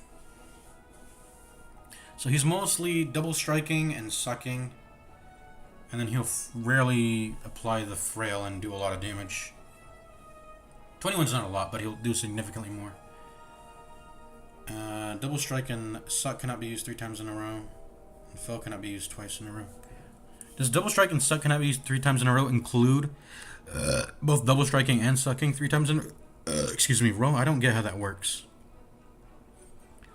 Like, can he double strike 3 times in a row, then suck 3 times in a row, and then fail 2 times in a row? Or can he only do a mix of double strike and suck 3 times in a row, and then he has to use fell on the 4th? Anyways, how do we usually approach this fight? I think I usually like to keep the fungi beast not killed. If I can kill this fast enough, because he will give me this rat will give me. This rat's gonna give me vulnerable, and if I can just continue blocking its damage every turn, then I'd rather do that. And then just go for the shelled parasite. But most of the times you can't do that. You usually don't have enough damage to do that, so you gotta just go and kill this fungi beast and get it over with. Either way, we're definitely pressing adrenaline. And then we're pressing escape plan. Nice little block there. And then we're definitely pressing piercing wheel too, I think. Yeah. Do we need to though? Let me put weaken on. What do I put weaken on? This one, I think. If I just defend, no, I gotta press this. All right. Caltrops, and then we'll sneaky strike this thing. Wait, why is this dealing 15, by the way? Why am I dealing increased damage? I'm actually confused. Why am I dealing 3 more damage? Oh, strike dummy. I just picked that up, didn't I? Yeah. Yeah, I don't think we can avoid killing this. Let's just kill it. We don't have good amount of block every turn. And it also let me put Bouncy Flask only on this, which is important that I put it only on this. Alright. And we also get a refund with Gremlin Horn when we kill this thing, so let's do that. Boom! Refund. I can't miss out on a Bouncing Flask, so we gotta press this no matter what, I think. And then I think we just defend. Or do we outmaneuver? What am I even outmaneuvering into? Not much. I guess we'll just not outmaneuver, unfortunately. Defend. Take a little bit of damage. Poison doesn't proc its plated armor. Yeah, it's only unblocked attack damage. Poison doesn't count. Let's see here. It's gonna deal 20 now. Can I full block? 10 plus 8. 18. Yeah. Do I want a full block? Yeah, I think so. Does it have any turns where it doesn't attack me? Not really. But I should wait until he's not hitting me for so much with this vulnerable on me. Yeah, let's just get a full block. Cycle through the deck faster. Except, do I want to... Yeah, let's cycle through the deck faster. I'll just calculate a gamble for nothing.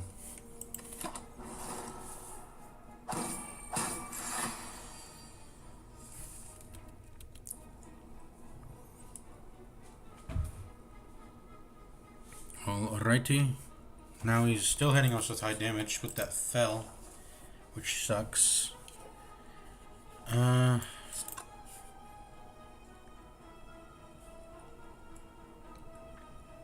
I think I just want to set up for next turn. I think... Actually, no, I'm going to die. I have to block. I have to block. I'm going to take... I'm going to die. I need to block... I need to block at least 4. I'm gonna die. I probably want to block even more than that. Ruh-roh. Let's hope I draw into a escape plan here. Ruh-roh. Ooh, piercing whale. That's good.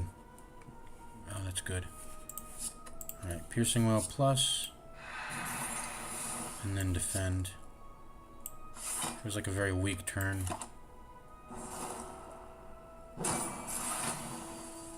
Alright, finally draw into our neutralize again.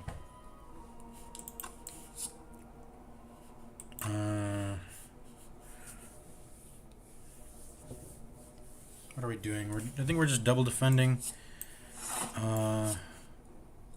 Or else we die. Wait. We die. Should I have tried to go for the kill? What do I do here? Wait, I'm dead. Wait, no. Let me neutralize. What am I doing? What am I saying? Only take 3. Only take 3 now. Phew. I think I need the Blessing of Forge something. I'm gonna die here. This actually does more damage, but I guess he has plated armor. I'm gonna die here. I'm gonna die. Where's my bouncing flask? Give me it back. Give me back my... Where's my bouncing flask, actually? Wait, where did it go? Oh, it's right here. It's on my left. I'm stupid. Okay. 9 poison. 9 plus 5. 14. 14 damage. 14 damage. If I gave him an extra 3, that wouldn't matter. What do I do here? Well, first let's start with escape plan. Please let me block. Thank you. We're gonna die if we don't... Okay, no, we're not. We got Survivor. Okay, Survivor, Bouncing Flask, GG. We are very close to dying now. What's the map look like? We still got some combats after. Oh, boy. Okay. Survivor. This. And then Bouncing Flask, and then he's dead the next turn. Phew. Let me calculate a gamble here. Why not? I don't know. Doesn't really matter. Alright, let me try to draw... I was gonna say, I kind of want to draw the Alchemize, but it's not happening, I think.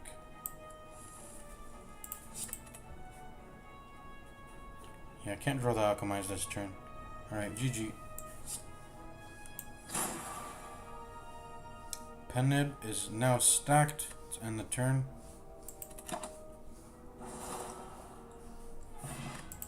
Swift Potion, and what do we get here? Blur. I like Blur. Blur's a really solid card.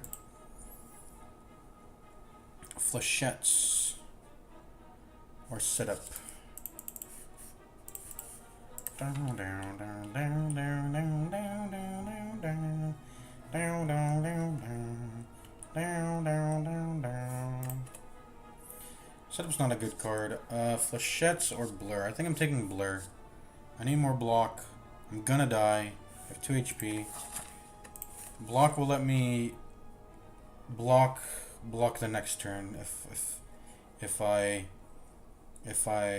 draw a bunch of defends, right? So blur is good, right? So if we don't die in the next two encounters.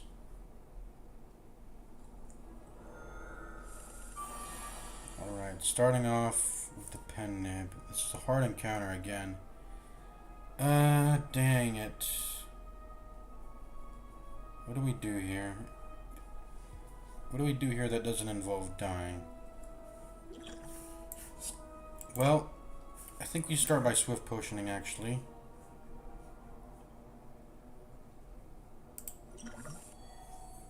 Gotta heal with that toy ornithopter. And then I think I adrenaline. Or do I want a Blessing of the Forge now? I don't think I want a Blessing of the Forge now. Let's go ahead and we can Piercing Will to reduce the damage this turn. I don't think I want to use Piercing Will. I mean, do I? 1 mana block for 12 right now. I kind of just want to draw the outmaneuver right now. I want to draw the outmaneuver. And then next turn I want to... I don't know what I want to do. He's going to be attacking. I need to kill him. This guy needs to die. You can't really ignore him. He's going to be the first thing I kill right now. Let's see here. If I can draw a skewer and then use the pen nib on the skewer, that'd be so amazing.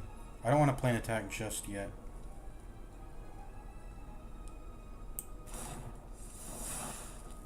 Dang it. I can continue to acrobatics for it, but I need to clear my hand. Probably should have acrobatics at the start, I guess. I was hoping to draw it. This would have done 14x, and if I can get that to play, what was it, 4 times, he dies guaranteed, I think? What about 3? 14 times 3 is still, it's not lethal. So if I had drawn Skewer, that would have been solid, but I didn't, unluckily. And now I'm not going to get pen nib value on it. In fact, I'm probably going to wait until I get pen nib value on it. So what do I do here? I think I just full defend, wait for the Skewer to come in, 1-tap this guy, and yeah, just 1-tap that guy. I think right now I double defend Bouncing Flask. I wish I drew Survivor also, so it's a cleaner full block, but it's not going to be a clean full block. I'm going to take 2. I'm going to take 2 here.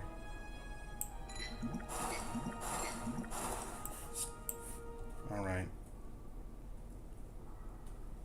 This is a sucky turn.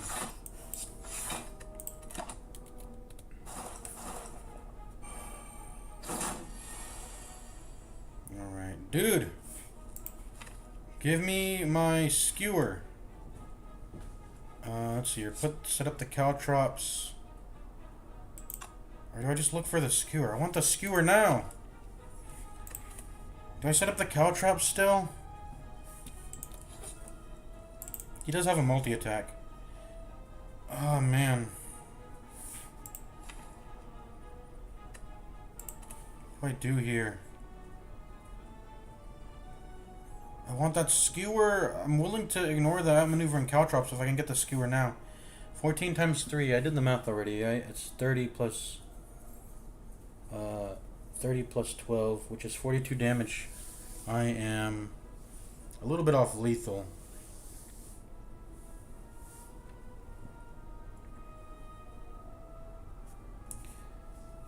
Give me the Skewer. I want the Skewer. And I didn't fucking get it. It's the bottom 3 cards in my deck. Fuck. Fuck. And I could have even Blessing of Forged, but oh man. Okay, give me it.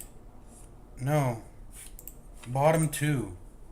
Give me my damn Skewer, bruh. I think I gotta press Alchemize. This is a desperate situation. I gotta see what this is. Energy. Wow, that would be so useful if I had a Skewer. Alright.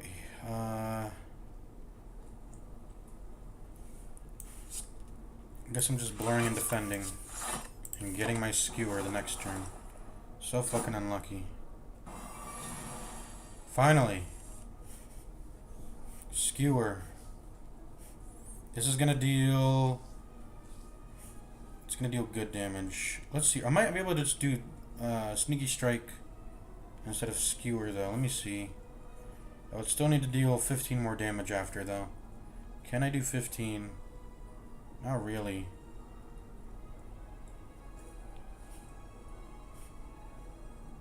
Oh wait. This is still good. This is still good. Okay. In fact, it is lethal. Let's do this. Okay. Oh wait, I'm stupid. I should have survived. I forgot to survivor. Why did I do that? It would have given me the mana back if I survived. I didn't survivor though. I'm a fucking idiot. Oh my goodness, I'm stupid. I'm stupid. I just paid. He would have been dead. He would have been close to dead, I think. He would have been very close to dead. Oh my god, what did I do? I'm stupid. Well, I guess we're doing this now.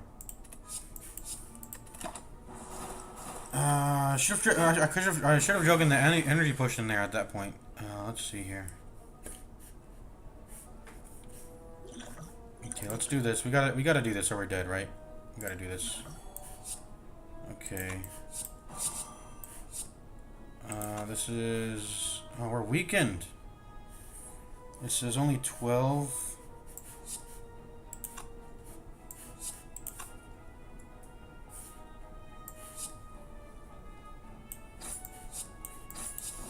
Get that Gremlin Horn activation. No, we're just dead. No, we're not. But let's see. We're 2 off from dying again. Outmaneuver. I'm not missing a bouncing flask. I have to play this. I'm gonna build up that pen nib.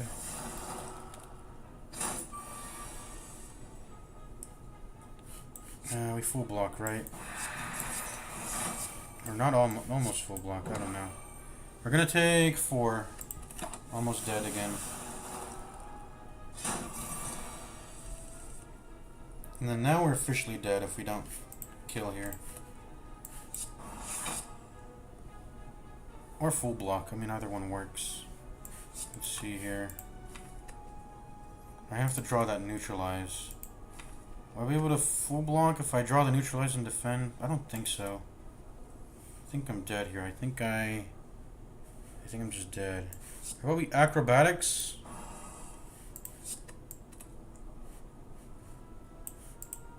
And then we calculated gamble. What do I discard here? Defend. I think we're gonna die. We have to kill him. We can't be defending right now, I think. We can't block 26, can we? No, we don't have enough mana. We're gonna have to bank on a pen nib here.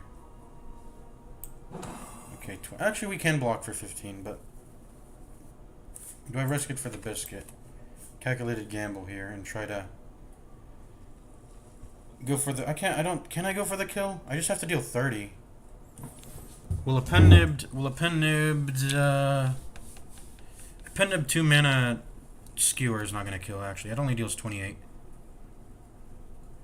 It only deals 20. Actually, no, including a strike, it'll deal enough. Let's do it. A strike and a skewer. Give me. A strike and a skewer. A strike and a skewer. Or whether looking for a strike and a skewer or a defend. 2 defends. Which one's more common? I guess the defend. Compared to a strike and a skewer. I don't know. This is just a bad situation either way.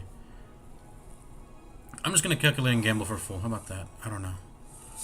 See what I can get. I got nothing. It's GG. It's GG. We are dead. Let's end the run here. I was playing sloppy throughout the whole time. Let's let it end. I was playing sloppy. Alright. GG. Run ends there. Could have played better, but I didn't. Alright. Who am I choosing next to do a run with? I am gonna actually end it there. I'm gonna end it there. Said I was gonna get to the Act 2 boss, but I ended up dying. Alright.